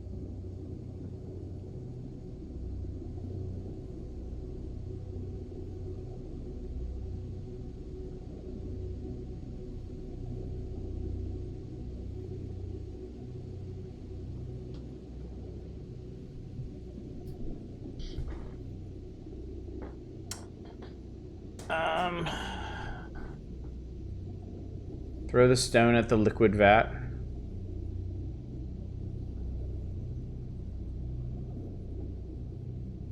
Oh, the vat. Hang on. Let's. Okay. The large couple liters of least glass or Pyrex vat is a label stuck to it. The vat contains a tarry liquid.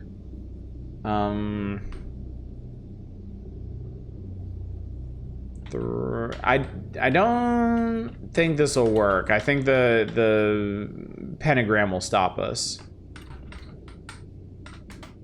Yeah, your hand won't pass over the chalk line. So I think we're pretty constricted here. I don't think there's much we can do while we're in here.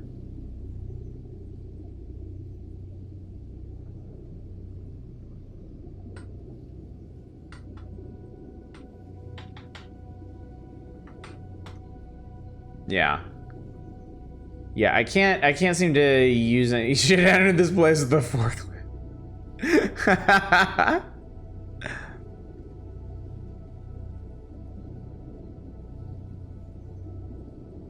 Forklift him to death. Point at Professor. It may be dangerous to point. Do it anyway, god damn it.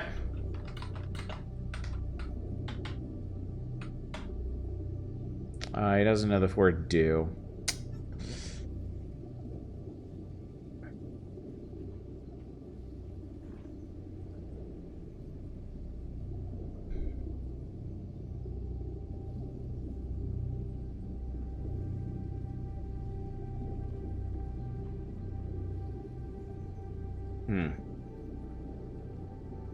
Bribe demon.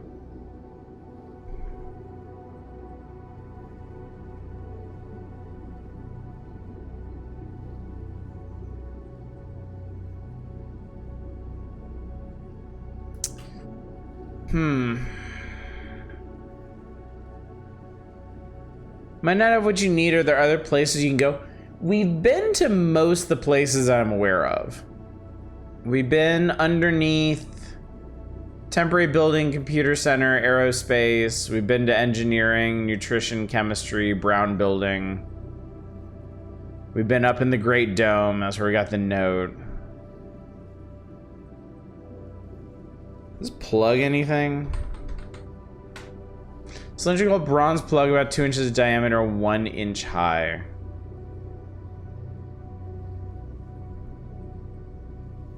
Two things blocking you from places. Some places are dark, some places are behind locked doors.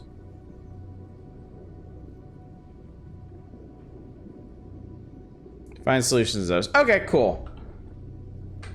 I can do that.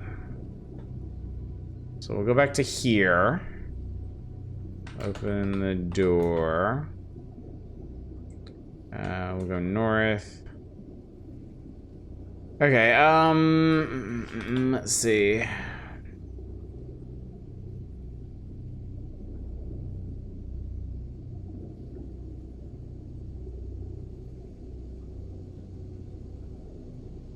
Remember, this is one of the doors is always locked at night. You won't be able to get back in if you go out.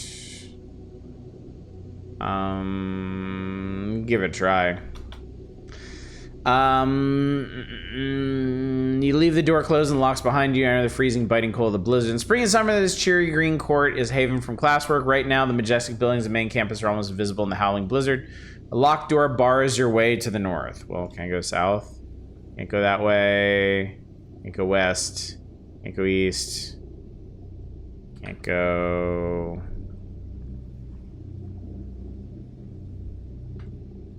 So I guess now we're gonna die out here. Because there's nothing to do.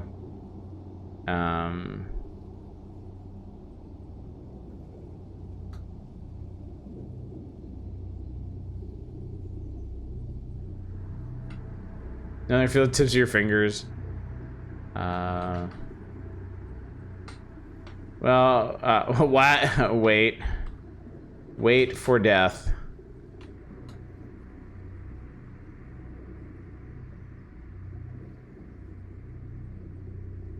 Oh no, that's quit. No.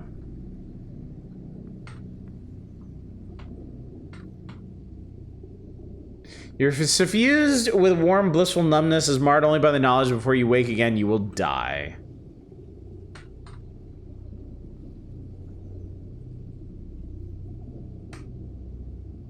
So whenever it is possible to freeze to death, now you know.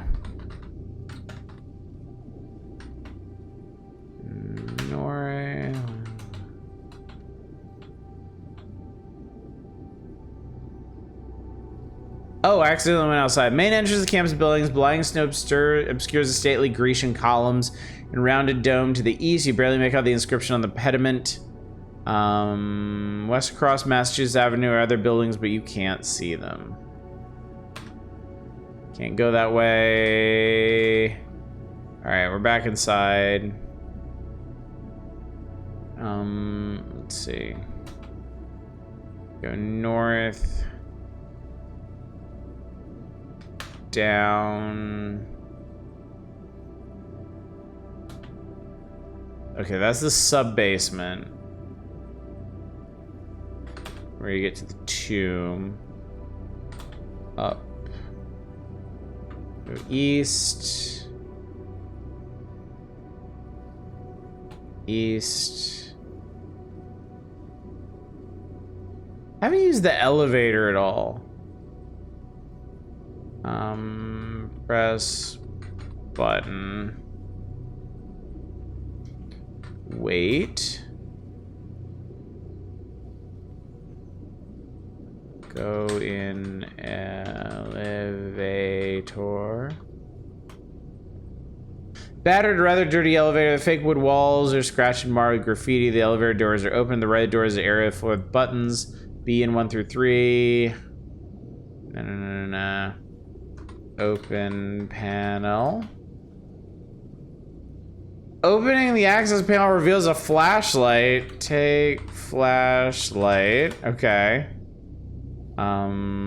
Press open.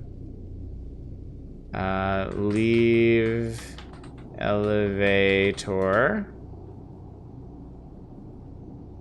Press open. Exit elevator. Okay. East. Temporary basement. Oh, I haven't been up in the temporary building either. It is pitch black. Turn on flashlight. Light.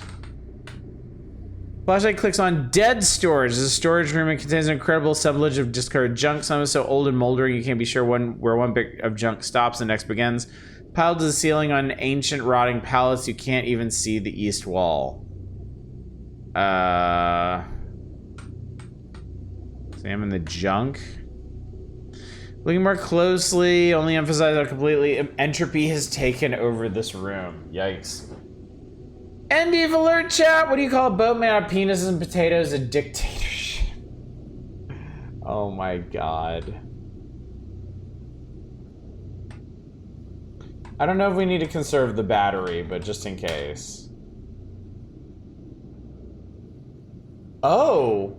The flashlight clicks off, leaving you in the dark. Not alone, however. One should never assume the dark is safe. Something just grabbed you from behind and dragged you off to its lair. Fuck! That's messed up. Okay, well I hadn't saved, so we're gonna go back to the dumb professor. Okay, open door.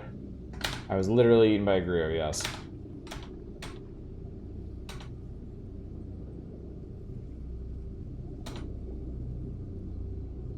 North, down, east, east, east. Oh, no, went too far.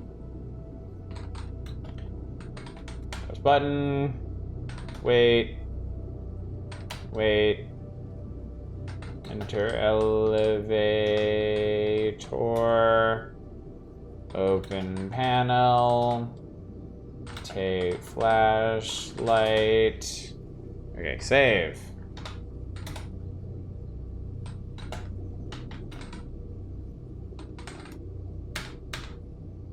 Okay, press 3. Wait. Wait. Wait. Wait. Wait. Exit elevator.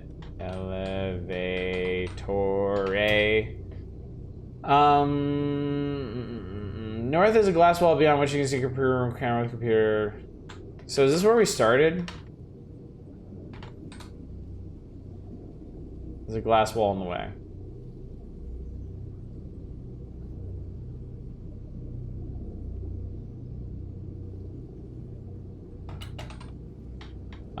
I can go up further. Roof. The computer center door leads to the stairway. Roof is covered with tarred pea gravel and drifted snow. Wind howls. Cutie Peach, did we escape? Not so much.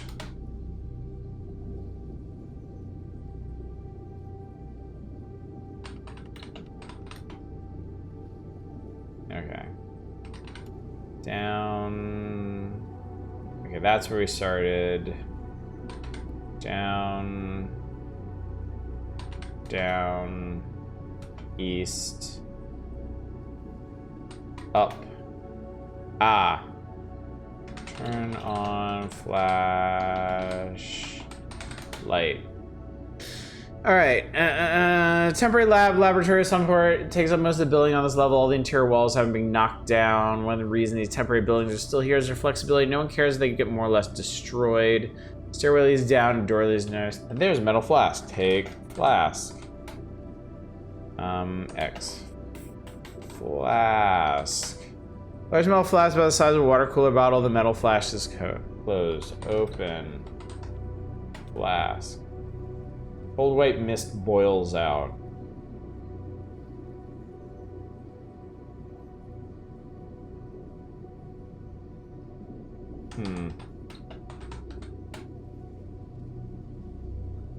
That might be helpful.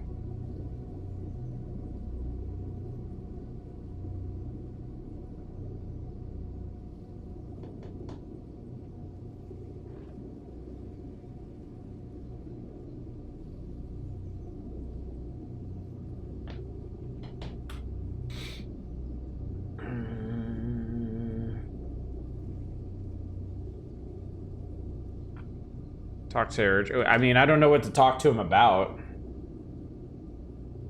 He didn't seem really interested in anything.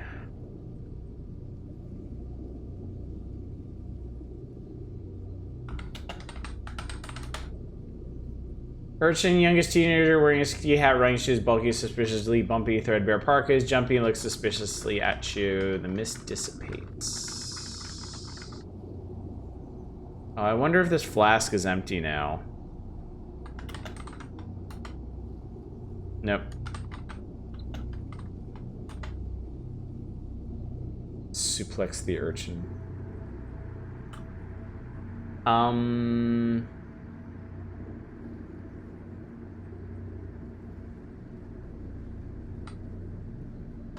Yeah.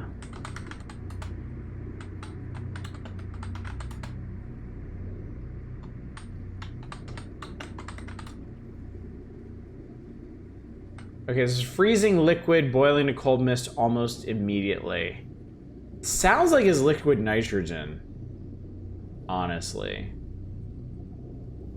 I could use that, actually. Hang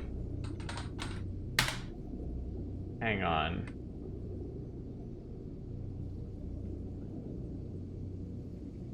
Where did... There it is. Okay, cool. Alright. Alright. Press open. Exit elevator.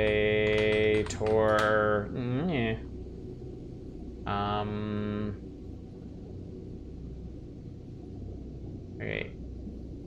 East. Up. Turn on. Flashlight. Take flask. Down. West.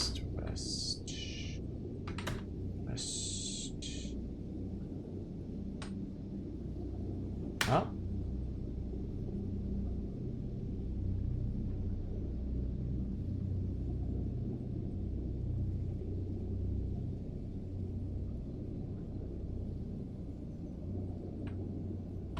Where was... Here we go. Sub-basement.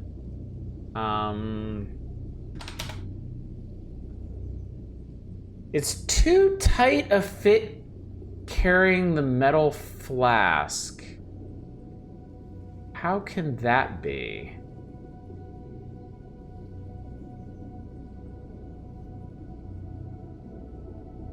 I mean, that's a big ass flask then.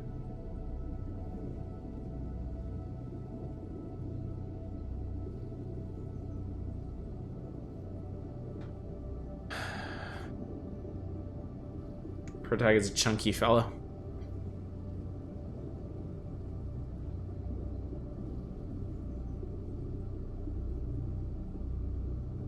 You carry a million things. I mean, I don't think it's an encumbrance issue because it specifically calls out the flask. I think it's saying I'm not allowed to take the flask through there.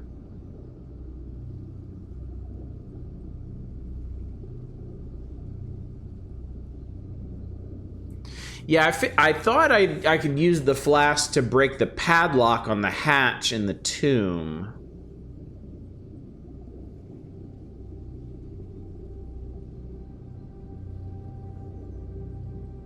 I wonder...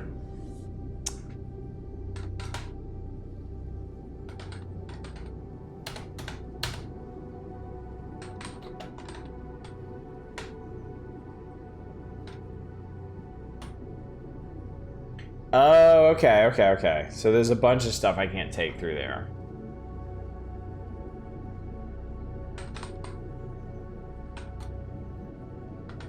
Anything else?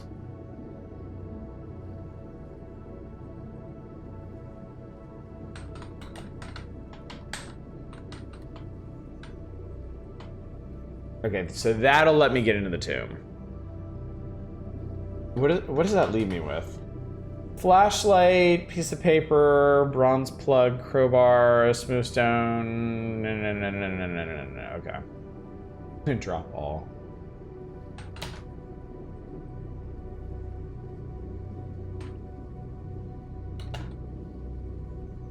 Cool, okay.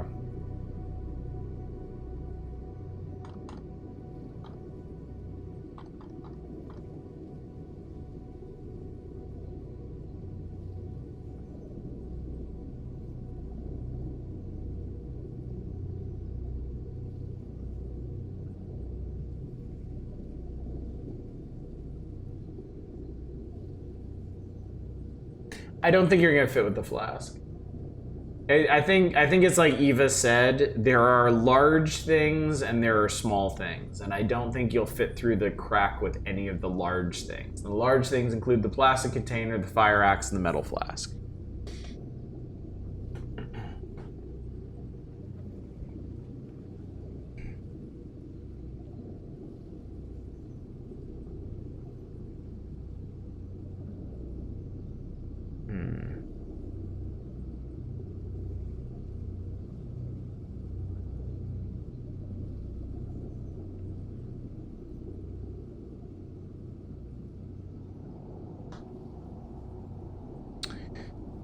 Let's see.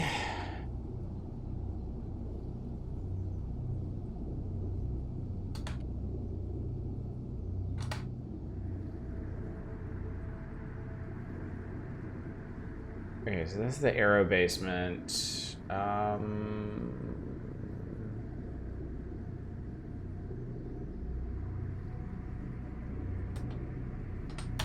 don't remember if there were any other dark areas.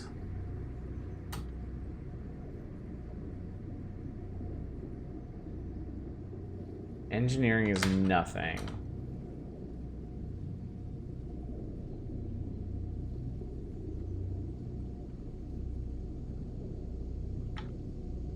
North is nutrition.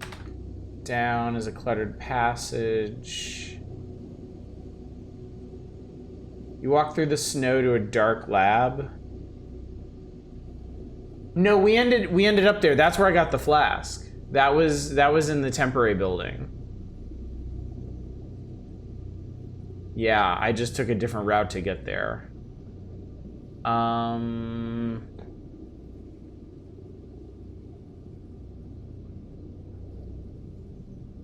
wait, I can go southeast from here.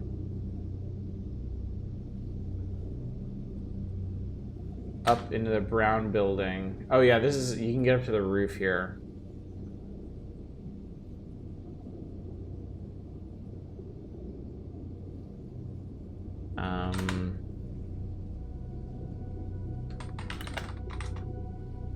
This door is locked. I don't think I could try the flask on this. I don't think it'll work though.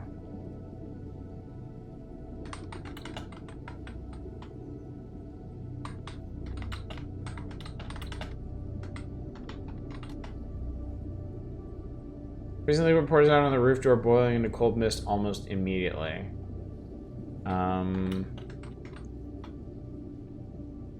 It tells us the roof door is closed.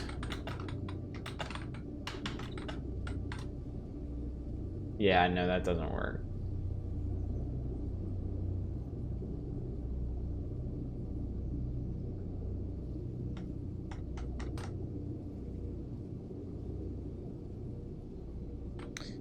I think there are only 2 dark rooms that I found, if I can remember correctly.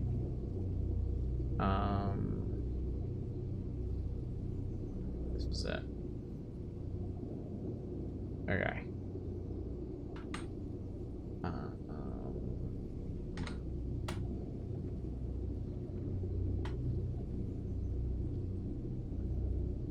What if we...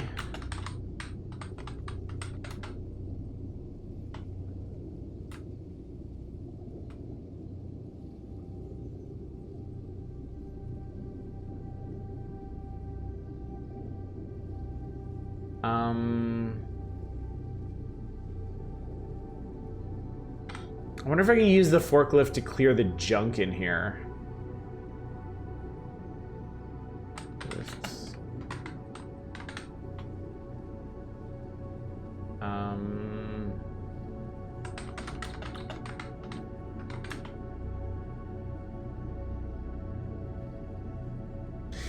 See, I don't know how you actually use the forklift.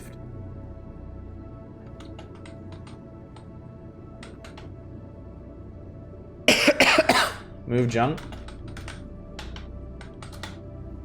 You have a little trouble using the forklift. It's not really all that hard. You start clearing junk, moving around, trying to clear passage. Okay.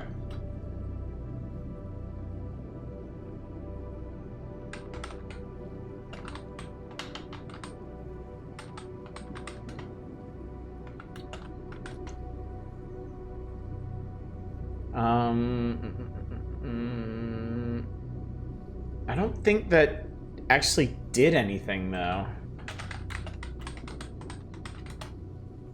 Maybe I need to do it multiple times. Yeah. Builds a fairly narrow, about 1 forklift wide path through the junk. You see an opening in a further storage room beyond this one.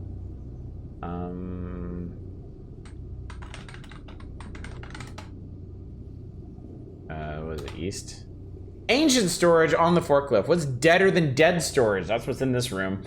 Most of the contents have collapsed or rusted back to the primordial ooze. There's mold growing on some of the unidentifiable piles. Stagnant puddles of water pollute the floor. You can now believe how old some of these foundations are said to be. There's a closed, disused-looking manhole here. We are east of the temporary building underground. We have gone beyond the normal bounds of the underground. Okay. X manhole. So ring set in a floor is probably a manhole. Open manhole. Remove manhole cover. Here, go upon it. With crowbar. Lever the manhole cover aside, encrusted dirt falls in a dark, partly obscured hole below. X hole. Manhole is very dark inside. You see the crude brick handholds provide a slippery path down. Cool air rises out of the hole. Manhole time. Down. Push your way past cobwebs, damp, fungus, and other obstructions. This is an ancient tunnel constructed of roughly mortared bricks and stones. A slippery and almost invisible set of handholds leads up. Tunnel continues a long way north and south from here. Be the site of a military experiment? I don't think so. It's just a very fucked up college campus. I'm gonna try north first, because that should terminate sooner. That would take us away from campus. Renovated cave. You're in a huge cave-like construction. Path leads down to a floor partially covered with rough concrete. Walls and ceilings are high and reinforced with beams of wood, iron, and steel. In the center of the floor, you can see a large flat slab of granite. The only exit is behind you to the south. X slab. Slab is roughly circular, made of indifferently dressed New England granite and about 3 feet high. Okay. My flashlight didn't go anywhere. It's still operating. That's probably the only reason we can go through here. I don't think any of these areas are lit. Okay. South of here is a cinder block tunnel.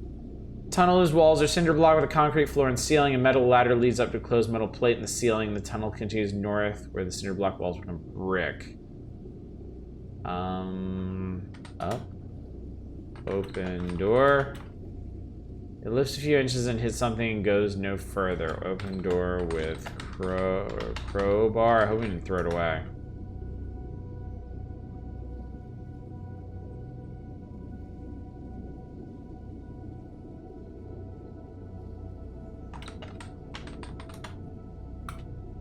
Goddamn metal plate in the ceiling. You peek through door? Unfortunately not.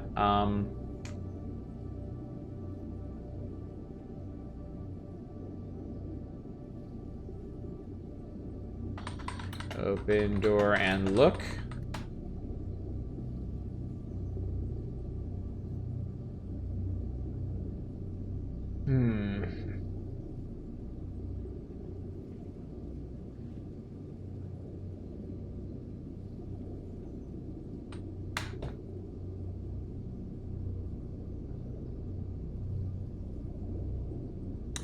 I don't think I have anything that would leverage this open.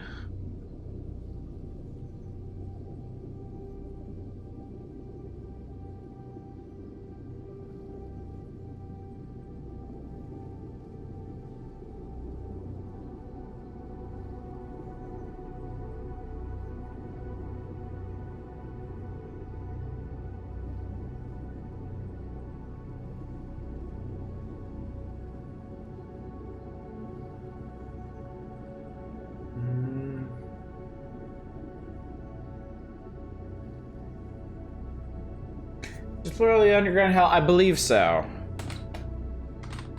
So this room, this is the cinder block tunnel. You can go up to the door, or you can go north. North of here is the brick tunnel.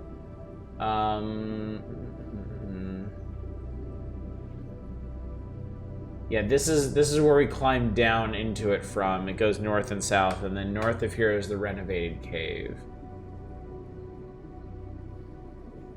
which has the slab of granite, but nothing else in here. This sounds like some kind of like ritual room or something.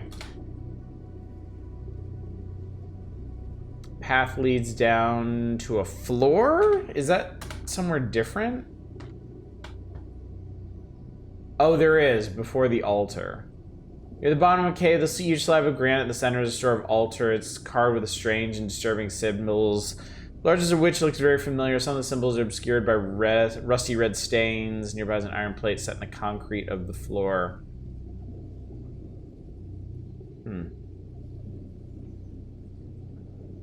This knife. Small knife is clean, sharp, and has a long, thin blade and wooden handle. Only the tip of the blade appears at all dull or used. Maybe this is what we need to deal with the professor. You're holding too many things and can't quite get them all arranged. Take as well. Drop container. Take knife. X plate. Plate is iron, about 2 feet square. It looks like it'd be slid open. A curious feature of the plate is that it has upward projecting dents in which appears to be punched from below. Save.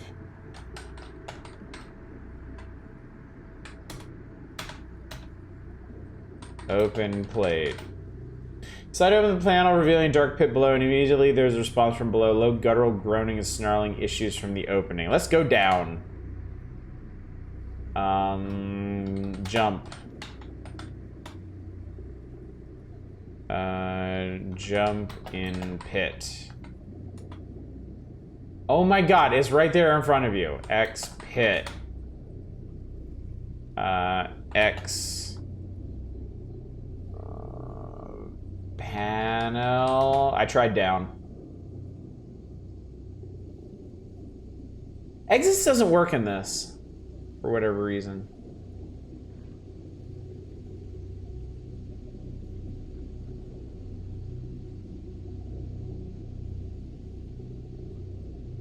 Go opening. Yeah, it doesn't want down.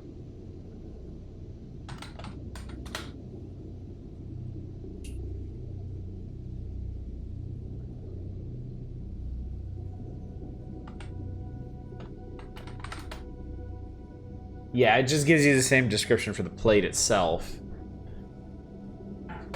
See, I can't interact with it in any meaningful way.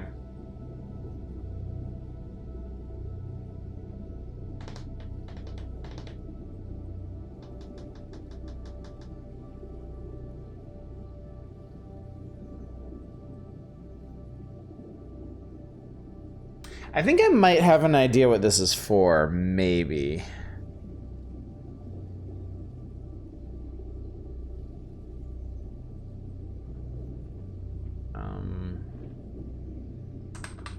Drop funny bones in opening. Sounds of ghoulish excitement issue from the opening. Let's see what I think of this. Or flask in opening. Sounds from below increase in intensity. What else do I have?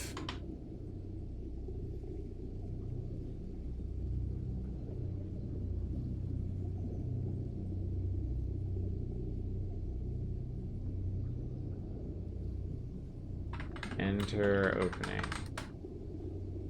You hit your head against the iron plate as you attempt this feat. Move plate. Open plate. Okay. So it's just gonna make noises at us, I think. So I'm gonna restore. Where is it? Where is it? Where is it? Where is it? There it is. I'm not taking iron plate. Okay, we have what we actually want, I think. So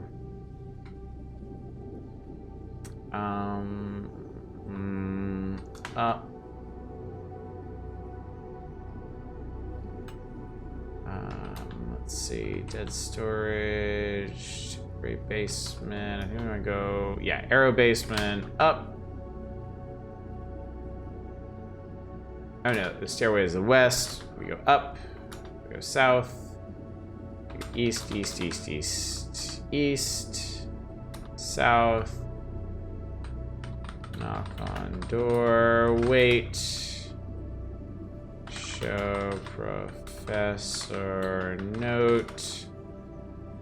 South.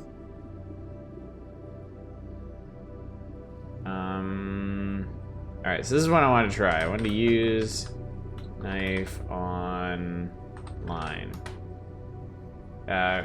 Sorry, cut line with knife. You cut the outer lines of the pentagram it no longer completely closes you. The professor sees what you've done in the corner of his eye, quickly slides over and redraws the pentagram. This time he performs a thorough search, removing all your possessions, tutting all the while. I think you have to do this at a different point. I think you have to do this after... I think you have to do this after he starts the ritual, and he's too busy to bother you.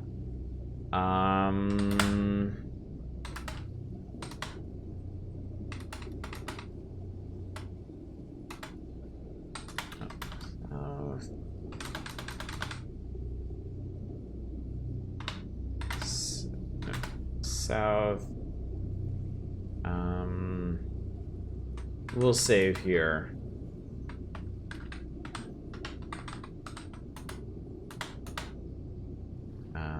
Knock on door. Wait, walk through as a section tell Professor Jerk. Show note to Professor. South. Wait.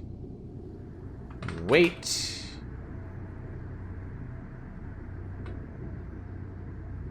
Wait.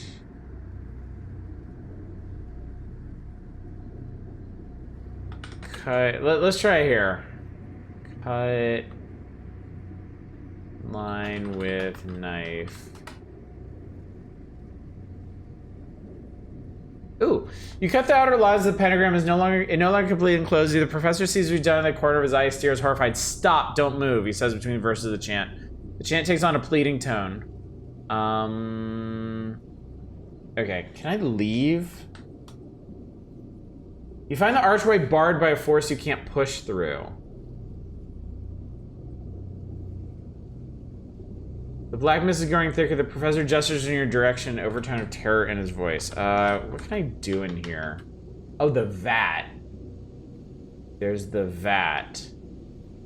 What can I do with the vat?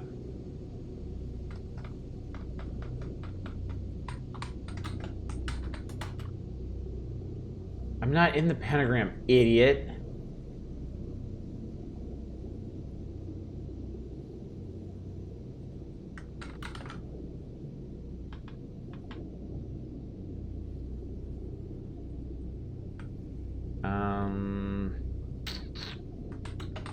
Actually see in here. Okay, so I was able to get out, but I still got eated. Sitting on the lab vent vat contains tarry liquid. Okay.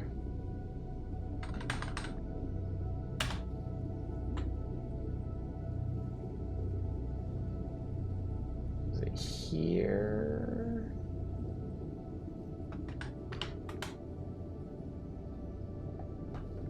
Okay.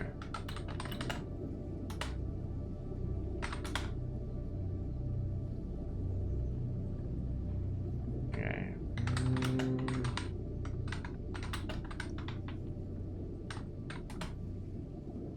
This is real dumb, so I'm just gonna say it. Okay, cool.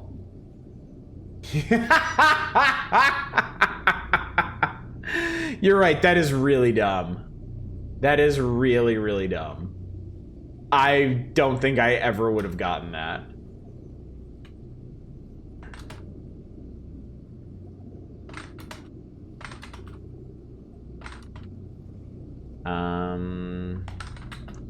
Cut line with knife. Exit pentagram. Push your way through the soft side, just over the scuff marks, and outside the pentagram. The air is thick and closed. The room is not freezing cold. Da, da, da, da, da. Can I leave here? No. Lagman swirls wildly around the room in a deep bass voice, gibbers out of thin air. No, screams the professor, and jumps towards you out of his own pentagram. He realizes what he has done and tries to re-enter, but the mist grabs at him. Oh.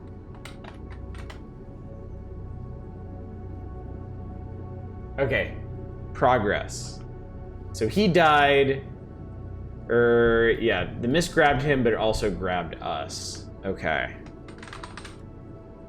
Okay.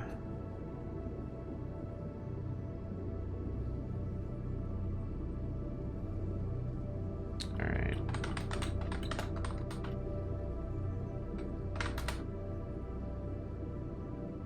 To enter his pentagram. I don't know if there's a point where he's out of his and I can get it. I'm not sure. We'll see. These lines are gonna get shorter and shorter the more times I try this.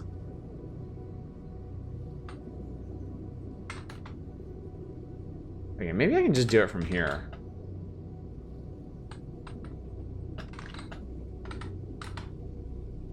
Yes, okay, it does. Exit pentagram.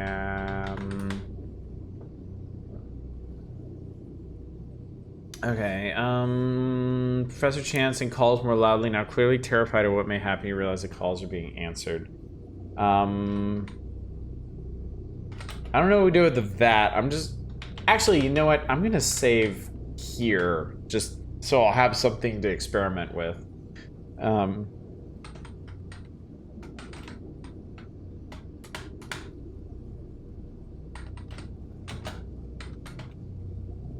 Professor watches you in horror, stumbling over his ritual. Remember those ketchup commercials?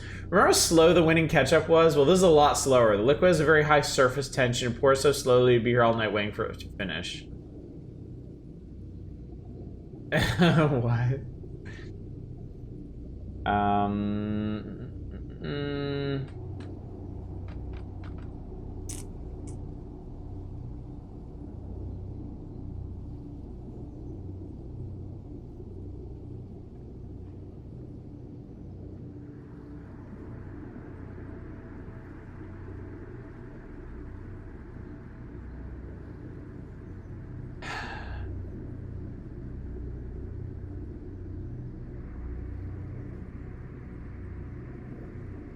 I'm not sure what to try at this point.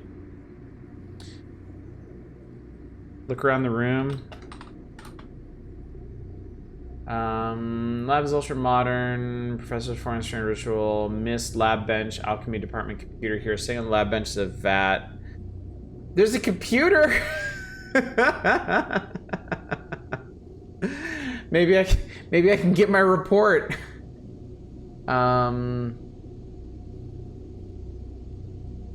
Okay, I think I'm about to die, but I can take a look at the lab bench, maybe. Chemistry lab bench has a marble top, casters each corner of various equipment layers of bench. None of which you recognize, the lab bench also contains a vat. And then I get eaten. Okay. Okay, so we're back here.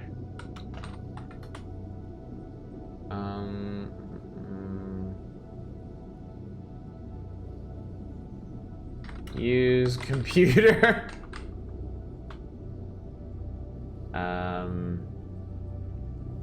Crap, I forget what was...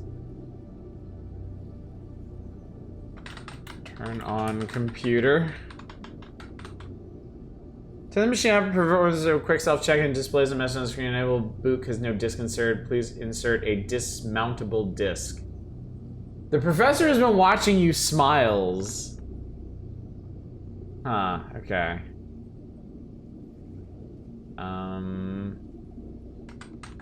Drink that. Yeah, drink that. Aw.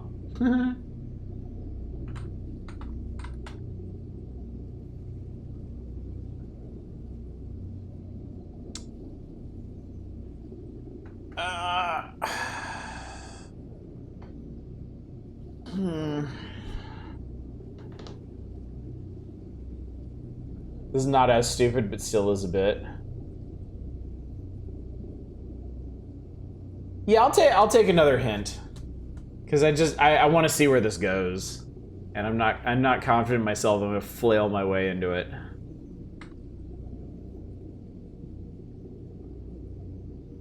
The bench has casters.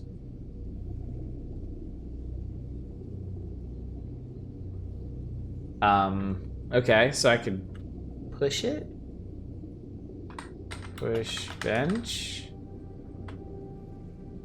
It's heavy, but it moves, revealing a hinged metal trapdoor beneath. Open door. Swings open easily. Down. Holy crap! Oh, it's a cinder block. Oh, it's a cinder block tunnel. Oh. From above you hear a thunderous noise, a maniacal scream, the sound of equipment smashing. The trapdoor slams shut. Around it pours a blinding flash of light. Finally, you hear an almost inaudible whimper, then nothing. The light fades. Wow! Okay.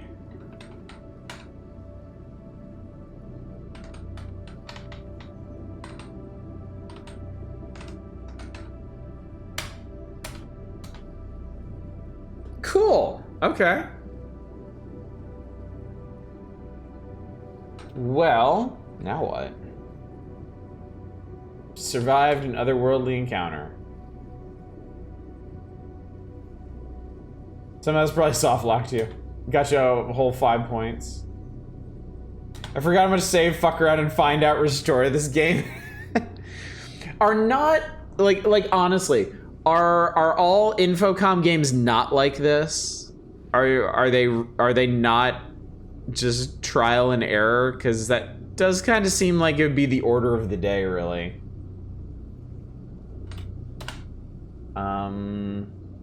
Mine Forever Voyaging isn't? Okay. I want to go back around and see...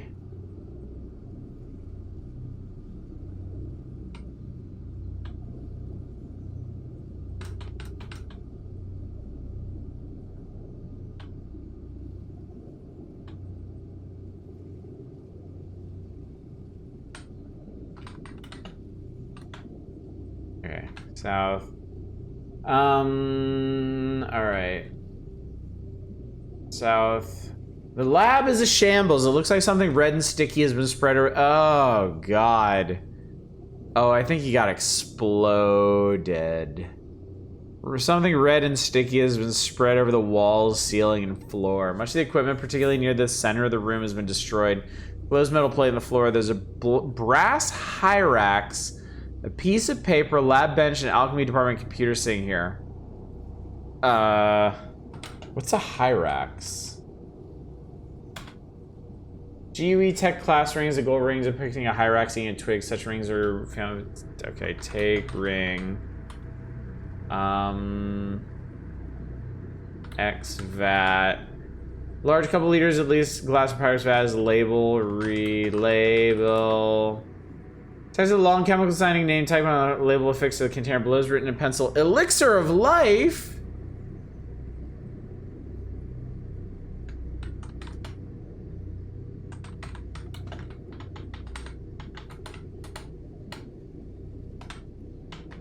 Drink elixir. It'd be like drinking road tar. I don't care. Zorg series is almost nothing but fuck around, find out. Late Infocom was much more contextual, narratively focused. Sip elixir. Elixir. God damn it. Can't spell. Okay, yeah. If I can't drink it, can I eat it? Fuck off. Okay, anyway, what else was around here? GUE Tech things is a Zork reference, in case you didn't know. GUE is Great Underground Empire. I did not know that. Interesting. Take paper. Is this the same paper? Read paper. Okay, it's the same paper. It's not a big deal. Okay, so I feel like the whole point of this was to get access to the computer.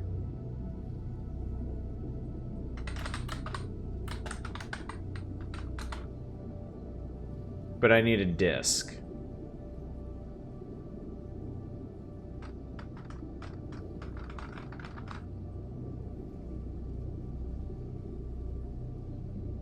Ah, the days of boot disks. Don't copy that floppy.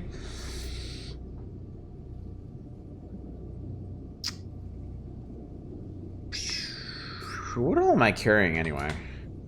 Piece of paper. I'm carrying a piece of paper, a brass hyrax, a knife, metal flask, flashlight. Wait a minute. I'm carrying a piece of paper, but there's also a piece of paper in the room, right?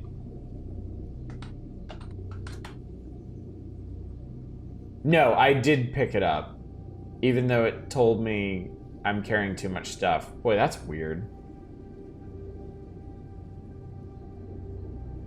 Remember playing one of the later Zork games that actual graphical display? You'll lose the game easily on the first screen and not find out until hours later. God. Yeah, I don't think anybody misses that particular design quirk. Where you could lock yourself out of victory like hours before and not even find out later. Played Return to Zork.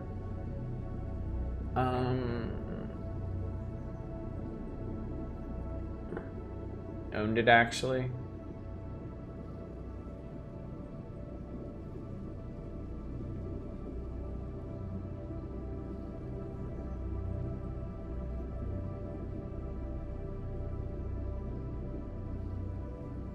You dip things? No, we don't know the word dip. Drop funny bones in vat. A package of funny bones in the vat were completely covered by the tarry liquid. Take funny bones. Oh, for Christ's sake. Drop flask, drop axe. Take funny bones. Reach the liquid fish around rapidly due to the horrible feel of chemicals and drop the package of funny bones and emerge as the elixir flows off. Open funny bones. Revealing yummy junk food inside. Take junk food. I know. Wait, maybe now it's open. Drop funny bones in vat. Take funny bones. No, it doesn't work. Shit. It shouldn't be that complicated.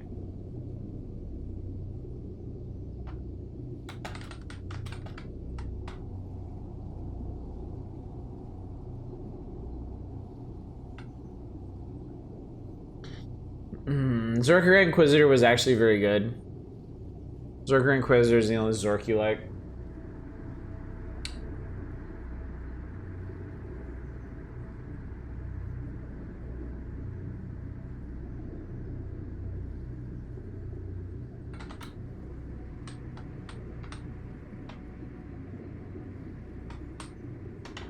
Drop junk food in that.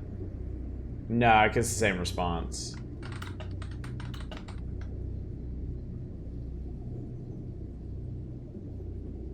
Oh, we don't need that Coke to dilute it. Can you fill a container with it? It's in a container. Take the vat? Yeah, I can just take the vat. So now I have a vat. It's probably a large item.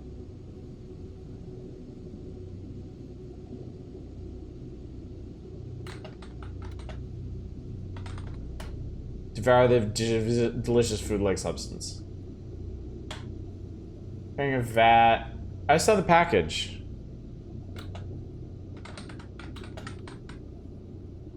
It's empty.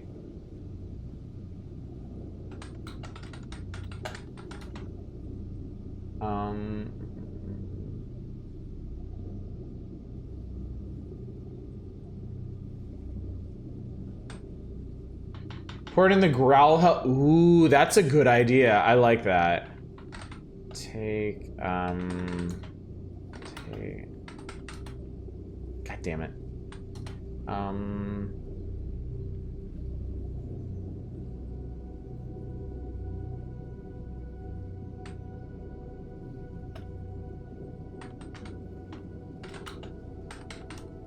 Okay. Okay, how do we... North? North. Wait. I could probably just...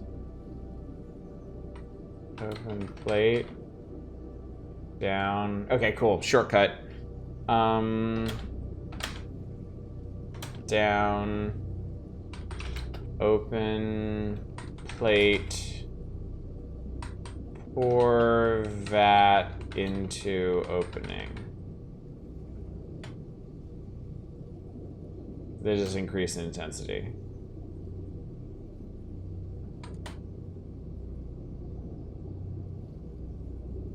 The vat's gone, by the way.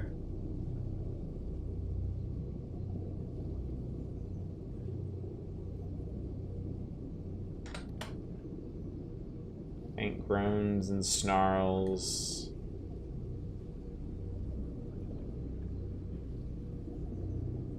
Pearl's first one. So, yeah, I'm sure I didn't need the elixir of life. No big deal. Alright, chat. Well, maybe this is a good place to stop for the night.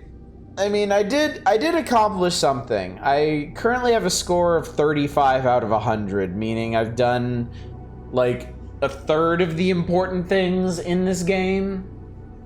And I did survive an eldritch encounter with a really shit-headed professor and some horrible tentacle thing. Type score. Yeah, 35 of a possible 100. Gray on the curve, you're in the class of senior. Okay. Not bad. I don't know how or why, but yeah, that's cool. But yeah, I gotta admit, this has been pretty fun. This is a pretty neat game. And the neatest thing about it is that it is freely available to anybody who wants to play it. Like, I assume all the Infocom games out there are free. I don't know if anybody still has the rights to them or not, but like I got this off of Abandonware, and I would assume others are as well. They're all rattling around out there. I'm not surprised at all. But yeah, this was pretty fun. This was pretty cool. Technically, Activision still owns them, I think. But yeah, what the fuck are they gonna do with it, really? I don't think even they can figure out a way to make money off of stuff like this in the modern era. So, I think I would, after tonight, after the experience that I've had, I think I would be interesting in trying some more user-friendly ones in the future. Ideally ones with a little less trial and error to them. Zork with gore and boobs, lurking horrors of Metroidvania. Play Wishbringer. We'll talk about interactive fiction in the future. It's not really a discussion for Spooktober. But this is exactly what I hoped it would be, an important turning point, a moment of realization where I discover that interactive fiction is actually a lot of fun and a fun thing to do as a group. So sometime in the future, we will talk more about these and maybe see about fitting a few into the schedule and see how that goes. See what a full playthrough of these would be like. But yeah, success, chat. Huge success.